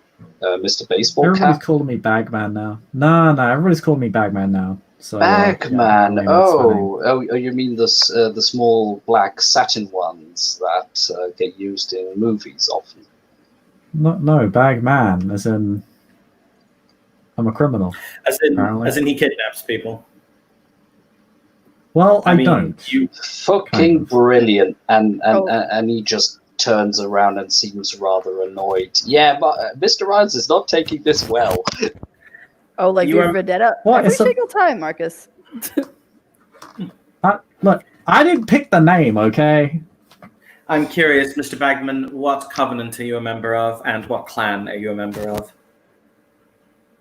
Aha! Good question. Yes. Can I have a good answer? Oh, no. Bishop, if I try and sense sympathy, does that count as a prodding of the beast? You sense no sympathy to him. And no, it wouldn't count as a prodding of a beast. That's something vampires can just do without being sneaky. Okay, in that case, I'm sorry about being weird. Yeah. turns around and says, "He's not Nosferatu. I can say that much." Well, that depends. Mr. Bagman, do you want to brutally murder me at this moment in time? What? Am I supposed to want to murder you? He's not a member of the Invictus. Invictus either. He's not a member of the Invictus either. This is like Well, I the mean- strangest game of 20 questions I've ever played. Someone might, pay me to ruin you. I don't really kill people though. It's not what I'm good at, for the most part. Allow me You're to make an later? assertion. Are you in Noted. Are you in IT, Mr. Bagman? IT? I mean, I do IT. Bishop, do I know anything on the cacophony about our dear friend Mr. Bagman? Roll me intelligence plus politics, -5 dice. Oof. Okay. I'm going to spend a willpower. Anonymity's a bitch. Oh yeah, I forgot that. I forgot willpower was a mechanic like that. Yeah, it'd be like that. Finishes his 8 whiskey and slowly comes back since the conversation's taking Best an part is he also interesting gets to turn. contest you because of another merit. No, I fail, and I'm not going to make it a dramatic failure. Okay. Then his other merit will not apply. But All right. This is Elysium. Sorry about that. So, how has your evening been, Mr. Bagman? just to answer Joshua's question or question Afterwards, first. yeah. There is no, it is odd how now not everyone has rumors about them, to be fair. I have an Bagman entire doesn't. subreddit. Yes, you have an entire subreddit. But Bagman, there are no rumors surrounding Bagman or his personage. He's never really been brought up by the cacophony. Appears to keep a low profile, or maybe he's just insignificant. But what is it your business is, Mr. Bagman? I just want to have a word of Marcus about his special condition. I got good news. Joshua just his both of his eyes just burn into Marcus like hot coals. Why that? Marcus didn't do anything wrong. Hold on. Farthingdale's going to get up, going to go over to Marcus, put his hand on his shoulder, leaning close, and just whisper, "Remember, God is always watching, and He watches and He walks with you, whatever the others may say." Squeeze of the shoulder, and I will Is make that a roll. actually okay, Farthingdale? I've really wondered this for a long time. When you say things like that, do you actually mean them to be comforting? Or Yes, you he just really being does. weird? He really does. Do I have to do a wits empathy check to try and figure out if he's actually trying to I'd console like to Marcus? roll Bishop to try and basically make Marcus feel comforted by Farthingdale's attempted priestliness, because plus expression. Because they have had conversations where Farthingdale has effectively functioned as Marcus's confessor before now. Yeah, Farthingdale really tries. I appreciate Farthingdale. I know, but no, like Isabel's legitimately asking that question. At this point, she always assumed he was doing it to troll her, but now that she's like actually like Kaya, he's like, wait, I'm not sure. All those times you were creepy as fuck, were you actually trying to be nice to me? 2 successes. Right.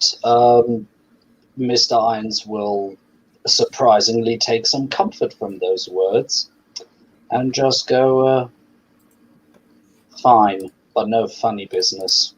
And then he nods and lets Bagman lead the way.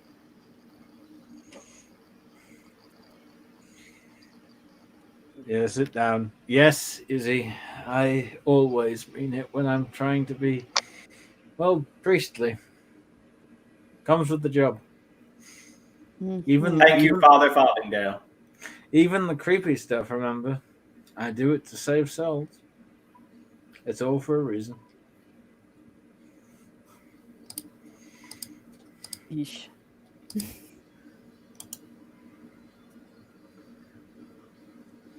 I'm not used to people being concerned about my soul. I guess I'm gonna have to get used to it. Welcome to the Lanceret Sanctum.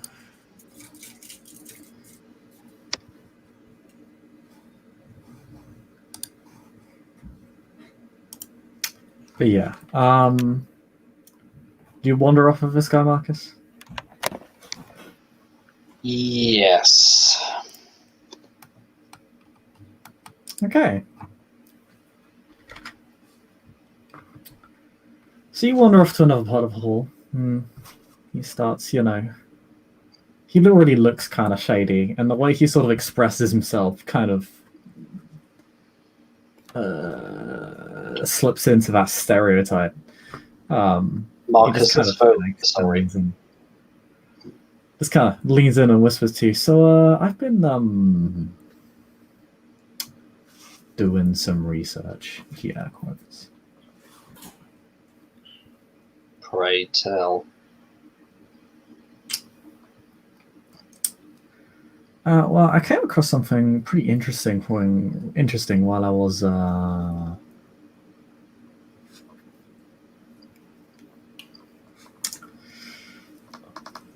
looking into your little I mean, is it a problem? It's more like an issue. It's more like a thing that is there. But I've been looking into your little problem because I have way too much time on my hands, to be frank. And I kind of bumped into somebody that I didn't actually think was still around anymore. Not actually bumped into them, but heard that they discovered were that they were heard that that they were knocking about. That being your sire, old boy. What? All of a sudden, Sir Alsop does show his face. So he wasn't. Well, it's more that I found him, and I don't know where he is now. And I can't tell you why that is. Just know that that is a thing.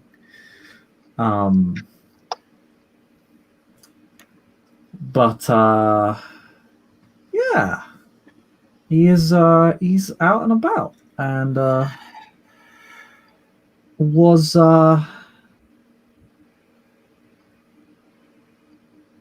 let's just say he was a bit of a surprise. Because I didn't expect him to be. Eyes narrow. But I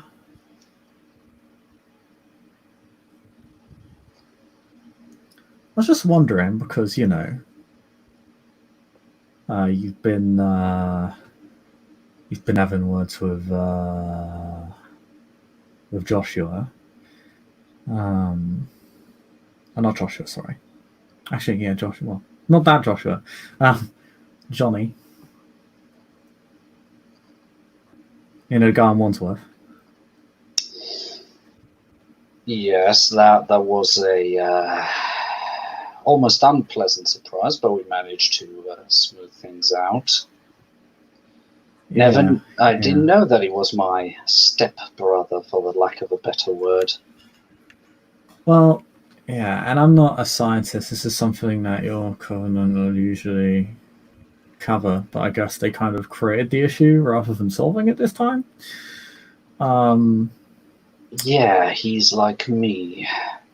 And different to me, he remembers what ugly treatment he was put under. After being, of course, just robbed away from his life, family, and all the other lovely things. And then thrown into a conflict. I've heard about the conflict 20 years ago. Yeah, he's a gangrel. Gangrel don't really have the whole mind wipe thing going on, Oh, so they don't even bother. Charming. Well, I mean, I don't know. Well, actually, that's not true. I know a fair deal about Jonathan personally, but it's not that they don't bother. It's that he's more of a, he's more of one that slipped the net. But yeah. Mind you, I'm not going to shoot the messenger. Don't worry. But forgive me if my smile is a little cracked. I mean, I kind of assume that's your default state of being, to be honest. You should see me on a good evening. I'll give you a proper song and a nice poker round when people are not trying to F me over. Yep. That is very much the life. But Then again, beats being in the gutter. I mean, does it? And there are quite a few kindred that live in the gutter. They quite enjoy themselves, quite content. I mean, there's actually one over there. He points to Fenston Rock. He just kind of thumbs over to Poinston Rock. He's like, that guy lives in the gutter. He's quite happy.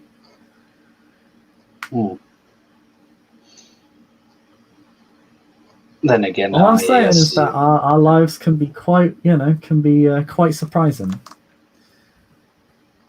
And you let go of the need for temporal power and all that. Gutter ain't so bad. Safe enough.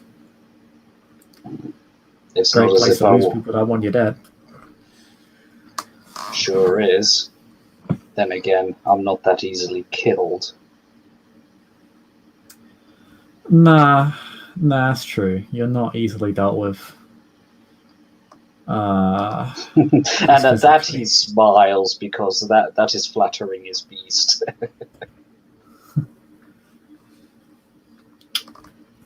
But just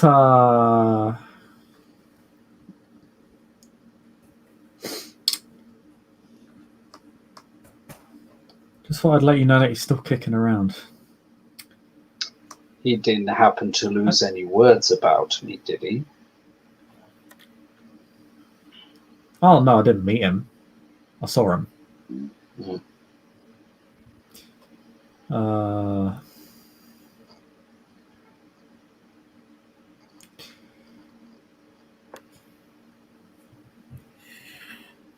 I'd recommend you have another word with Johnny. In fact, I'd recommend you and Isabella have another word with Johnny. Was that the whole reason why there was a command planted in my mind that almost drove me mad until I actually managed to bring it to Wandsworth? That was anything but pleasant. And I don't like people. I have no idea what... okay, never that's above my mind. fucking pay grade. I'm not going to ask about that shit. Never mind. Never mind. It's clear you weren't involved with that. At least not directly. What's that supposed to mean? I'm trying to help you out here, buddy. I've just always had a hard time trusting people who hide their faces. Permanently. I mean... Come on, I swear, like a quarter of the Kindred population does that anyway. At least I'm being upfront about it. You know, I ain't doing the whole... I actually look like somebody else. Because I can do that. Nifty little trick to have. But okay. It is. Okay, sorry. You did catch me on the wrong foot tonight. So... That's fine. I just think you should... have another talk with Johnny. Well, yeah, because... Didn't you say he's your stepbrother or something? It would seem that the same kindred mishandled him as probably mishandled me, or at least is closely associated with that. And yeah, you can imagine what my opinion on the matter is. And he gives a smile, and his eyes are just very cold at that moment. Oh yeah, you mean like how they mixed a vitae together in a pseudo-scientific experiment in a botched mockery of the embrace. That right? Sounds about right. And what would you like in return for that info? Sick. Since we're straight talking now. You know, information for information. If you you come across anything of interest, that I'm not aware of. I'll consider it. I'll consider a square. You know, nothing too serious. Just looking out for a chill guy. Sure. Well, Look, I'm shady as fuck, but I'm trying to be nice here. that's true. You know what? If things come down in a bit, I might even invite you to my poker night. Oh yeah, as long as it doesn't involve fucking Alan. Alan who? Skeevy prick. I don't know any Alan, so you should be fine. Hallam. Hallam. Hallam. Hallam. Okay. It's a real name. No. I know, but you're right. It's CH, and I'm a bit dyslexic, so sorry about that. Out of character, does Marcus know Hallam? You've met him. You've met him. Remember that time you and Julian and friends went to that casino, and you won big, and Julian went bust? Okay. At the mention of the, yeah, that fellow. No, I'm not letting him in my poker round. After all, we've got standards. Yeah, that's right, you do. I mean, I don't let troublemakers in like that for a very simple reason. If I invite people over there under my personal protection, it doesn't behoove me to get a bad reputation for not protecting my guests.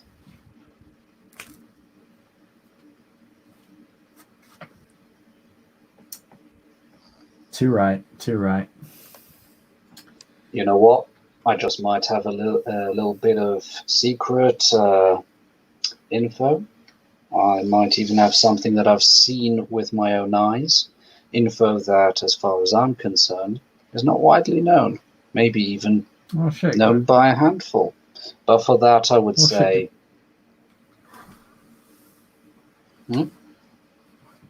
Oh shit, do tell. You want others listening in? Don't you want that as a more exclusive source? Let's put it that way.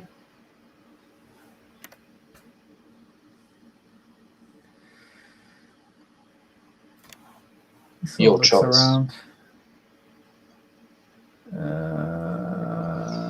For fuck's sake. Yeah, he was listening, and I probably can't see her anyway. So, I mean, I'm good at this. I'm not that good at this, you know. Secondly, you've got my freaking word of honor that I wouldn't try anything shady. Info for info. Between jets.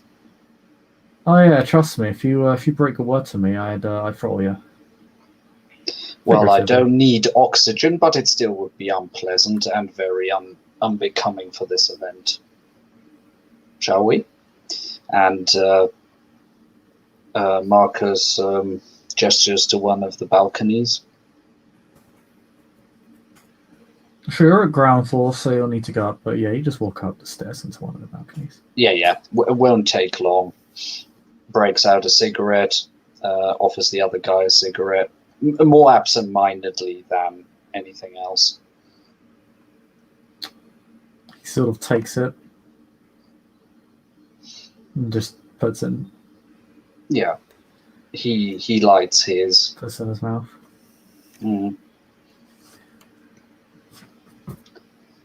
So, you have heard of certain umbral birds, right? Yeah, I know what they are. Did you know that they can possess fully alive human beings? Yeah, I did know that. Shite. You didn't split me know that, did you?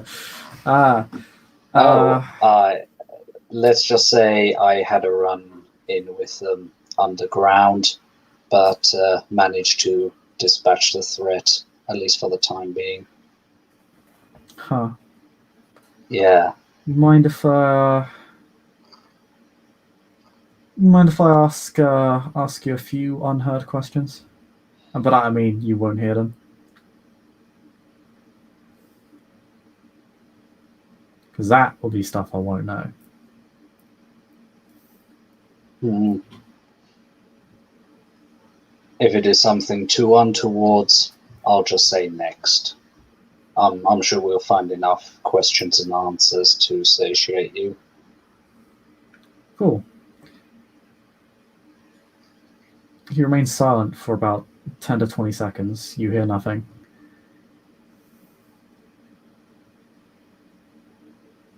His facial expression goes through a sort of range of emotions from like, oh, fuck. All right. Ooh. Didn't know you had that. So it goes from a range of sort of intrigue, confusion, shock,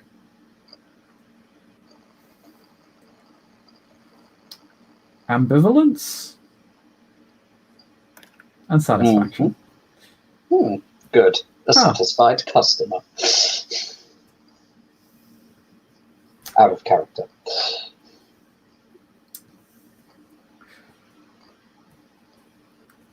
You know what? That was a pretty good deal. I'll give you a tip. That whole human possession thing, it's not super common. Usually it's relegated to the older ones. Yeah, it seems that I'm running into the more potent ones. The few times that I have. Well, they're real difficult to get rid of, so they tend to last. Makes sense. I'm just trying to stay fucking clear of them as much as I can. I'm not really equipped for that sort of thing, you know? That's true. And you can't convince... I wouldn't try doing any mind tricks on them either. I heard... the first encounter I had, they played a trick on me. Thankfully, I bumblefucked my way so hard through it that they got the wrong name. But later on I realized what they did. They were trying to get me to panic so that I would say names of individuals of a certain worth to me. Let's put it that way.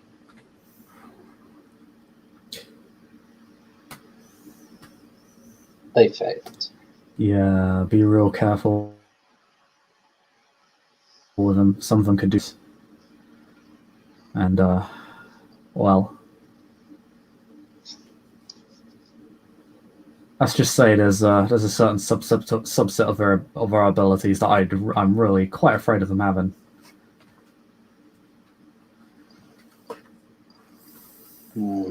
But as my mom always said, well, as my mother always said, don't deal with the devil. And those things are the closest things to actual devils I've ever come across.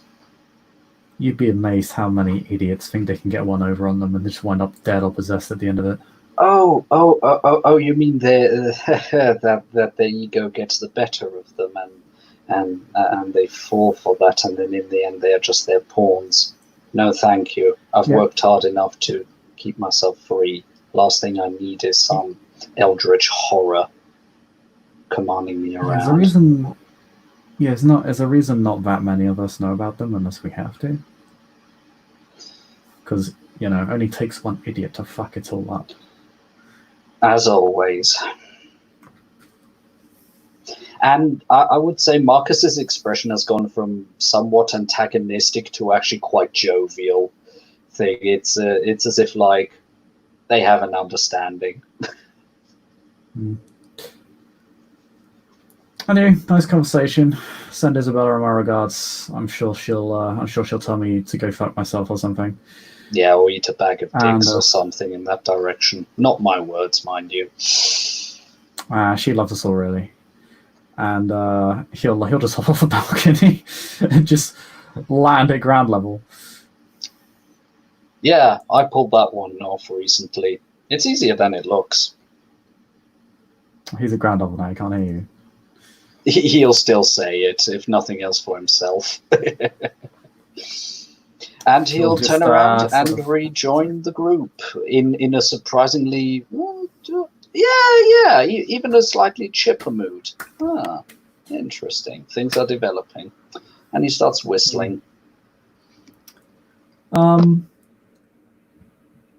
Yeah, Bagman just sort of dusts off his hands, waves at Isabella. He just kind of waves at you, he's like, hello. And we'll pass, oh no, go ahead, Isabella. What's her reaction? I want to know now. Waves back. Do you know that strange little man? I've met him before, haven't I? You might have met him once, yeah. You just called him Guy, I think, when you last met him. Everybody's called him Guy. Yeah, I was making fun of him for being named Guy. I think. Yeah, everybody was calling him Guy. Now he's called Bagman, apparently. Apparently he has a lot of names. He's called Guy, he's called Bagman. Strange little man. I don't know, some sketchy fuck. Ah, good to know. So, yeah, Marcus saunters back over to Isabella. He sends his regards. Can you, Julian, can you roll me wits plus... 1 second. Let me actually get this up. Special. Special.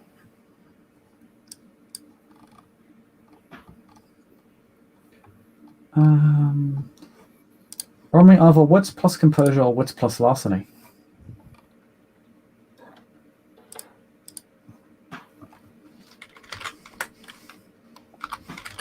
On a side note, I'm getting so many black hearts. It makes me happy. Aww.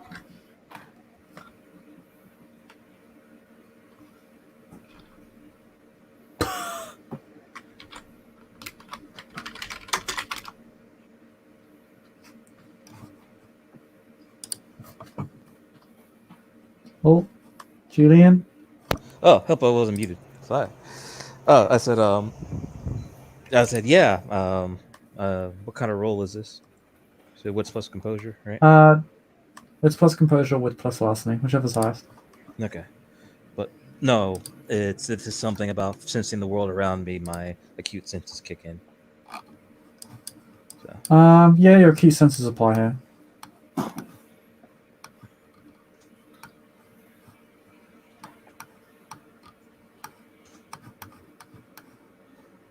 I fail. Sadness. No, he nothing happens. Okay. Everything is fine. Everything is awesome. Everything is great when you're part of a team.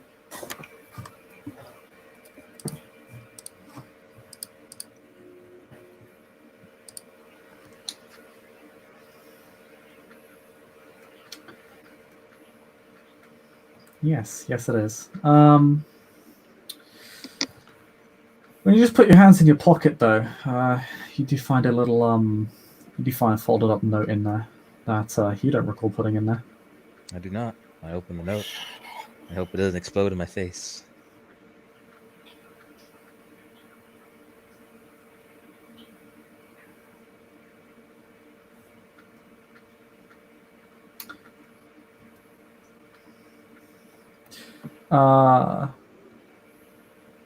It's written. It's actually typed. Like this is. For anonymity's sake, right? Yeah, there is no handwriting. It's all completely typed. Like it's printed off printed off a computer. And it says.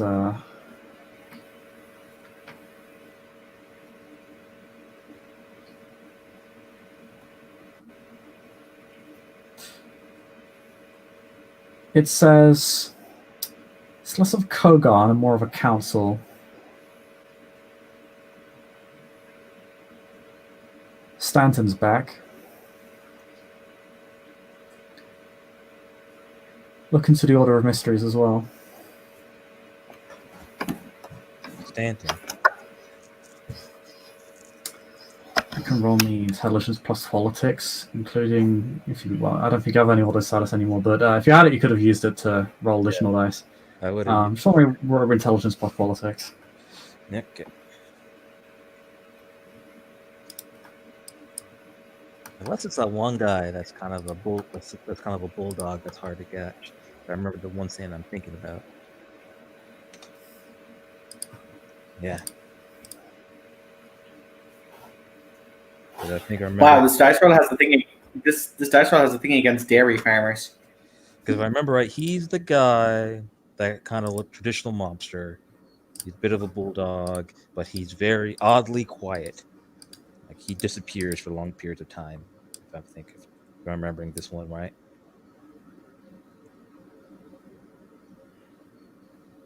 Pardon? Of Stanton.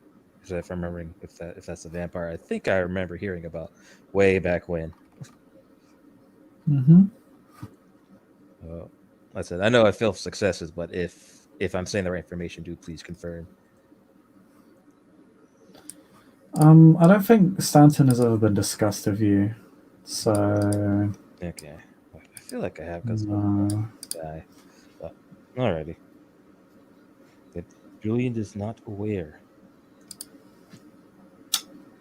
Perhaps something to ask your sire, who is, of course, a member of the Order of the Mysteries, although on the lower echelons as opposed to the higher echelons. I don't know if she really wants to talk to me right now.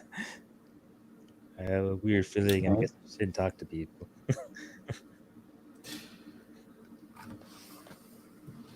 Now you have something to discuss, but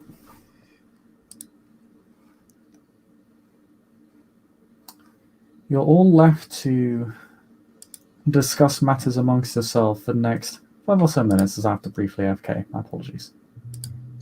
Well, then Julian will go over to Marcus and kind of said and inclines his head to him.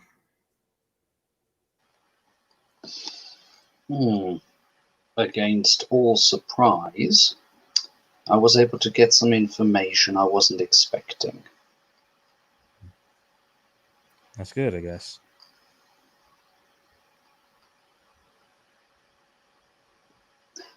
I'll tell you when we're in less mixed company.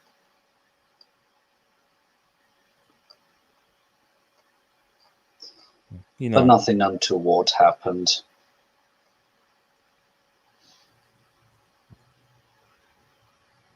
He'll not necessarily like take it, but like kind of put his hand on your bottle and grabs it, and if you relent, he'll take it and pour.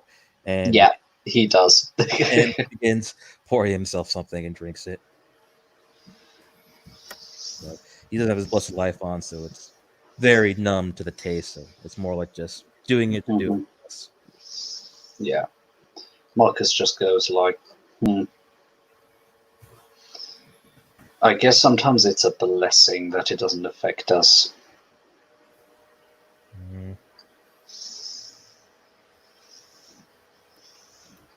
But man, if I could figure a way to make some blood wine, oh, that would be very welcome right now. Don't know. All I know they need a win. Joshua just kind of leans into Farthingdale and goes, in theory, I could make alcohol that would intoxicate us. Yes, but let's leave that for the communion services. Ah. And Marcus will say, not to. In other words, you guys could overhear it if you really wanted to. Who knows?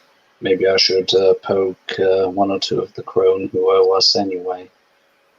I've heard they've been able to ghoul plants. Some good old lacrima. I actually once got a chance to drink it. Good stuff.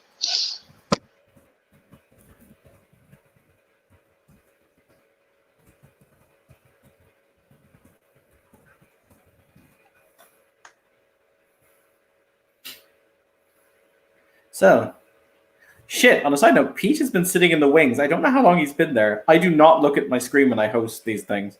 I don't know. Can we even put him in here? Hang on. Anthony, I'm going to boot you out for like 20 seconds, and we'll just see if he's even there. When you contact me, I've fallen asleep. Pete, how long have you been sitting there? Oh, I've just been listening to the sea. Oh, okay. I've been doing other shit while, writing and stuff and playing a game and stuff. I've just been listening. I was about to feel like a jackass if you've been sitting here for like... No. I mean, if I wanted in, I would have shot you a message, but no, I was deliberately sitting outside because of, and my character would not show up due to certain things right now. She can't actually, so yeah. Oh. I don't know, just out of curiosity, has anything been declared? Not yet. It's probably going to. Well, it's been decided that it will be declared, if that makes sense. Okay, was that up to public? Oh well, okay. Well, I will just knock Anthony back into the hangout and just put me out on the. The bishops are back. Yeah. There we go. We are back. The bishops are back. Literally, the bishop and the bishops. Yeah, I was actually about to close the scene out of this announcement, so.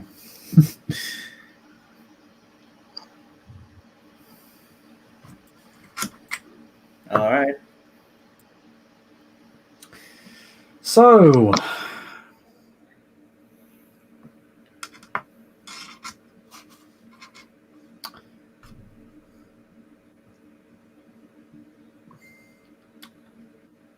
As the night goes on,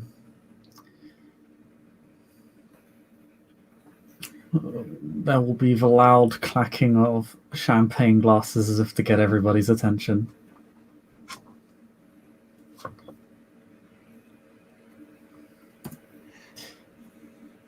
Janella Castile stands before the crowd of assembled kindred.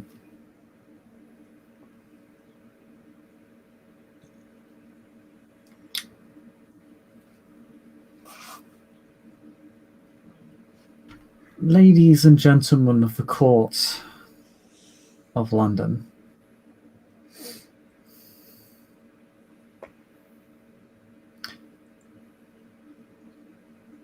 I and the Sanctified wish to make an announcement.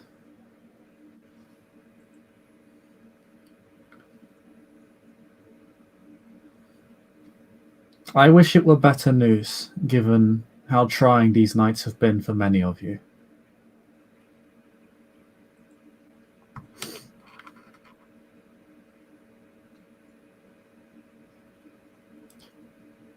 But what must be said, what must be said. 7 nights ago,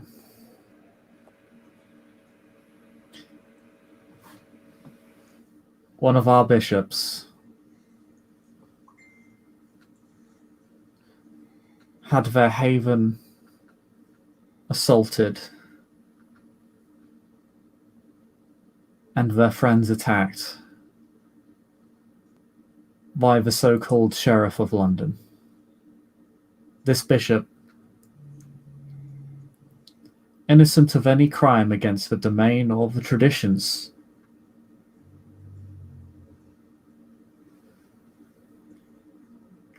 almost had their lives stripped from them.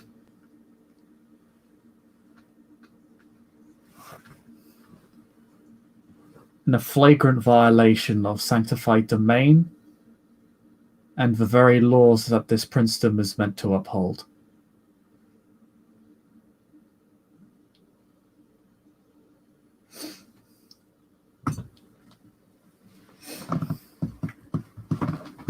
As such,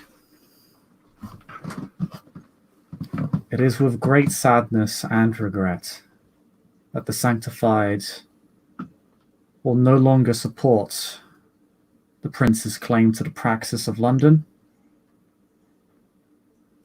And all Invictus who claim membership to the House of Blacktomb are excommunicated from the Sanctified from this moment forth.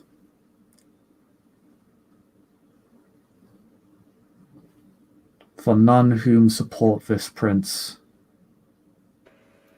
can be given reprieve for the atrocities that they have committed, the violations that they have committed against those that would see you all whole.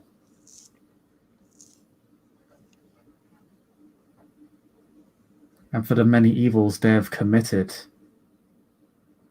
within their sanctum called the Shard, of which I am sure you will be hearing about throughout much of this Elysium.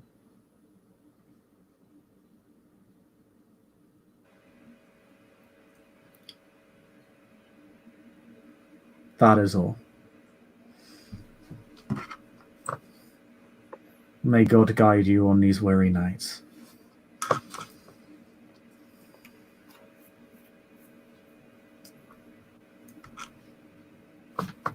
And I think with that, and the very loud and chaotic reaction that follows, we can end the scene there. Thank you, players, for playing. Thank you all for watching, and we'll see you all next time. Goodbye.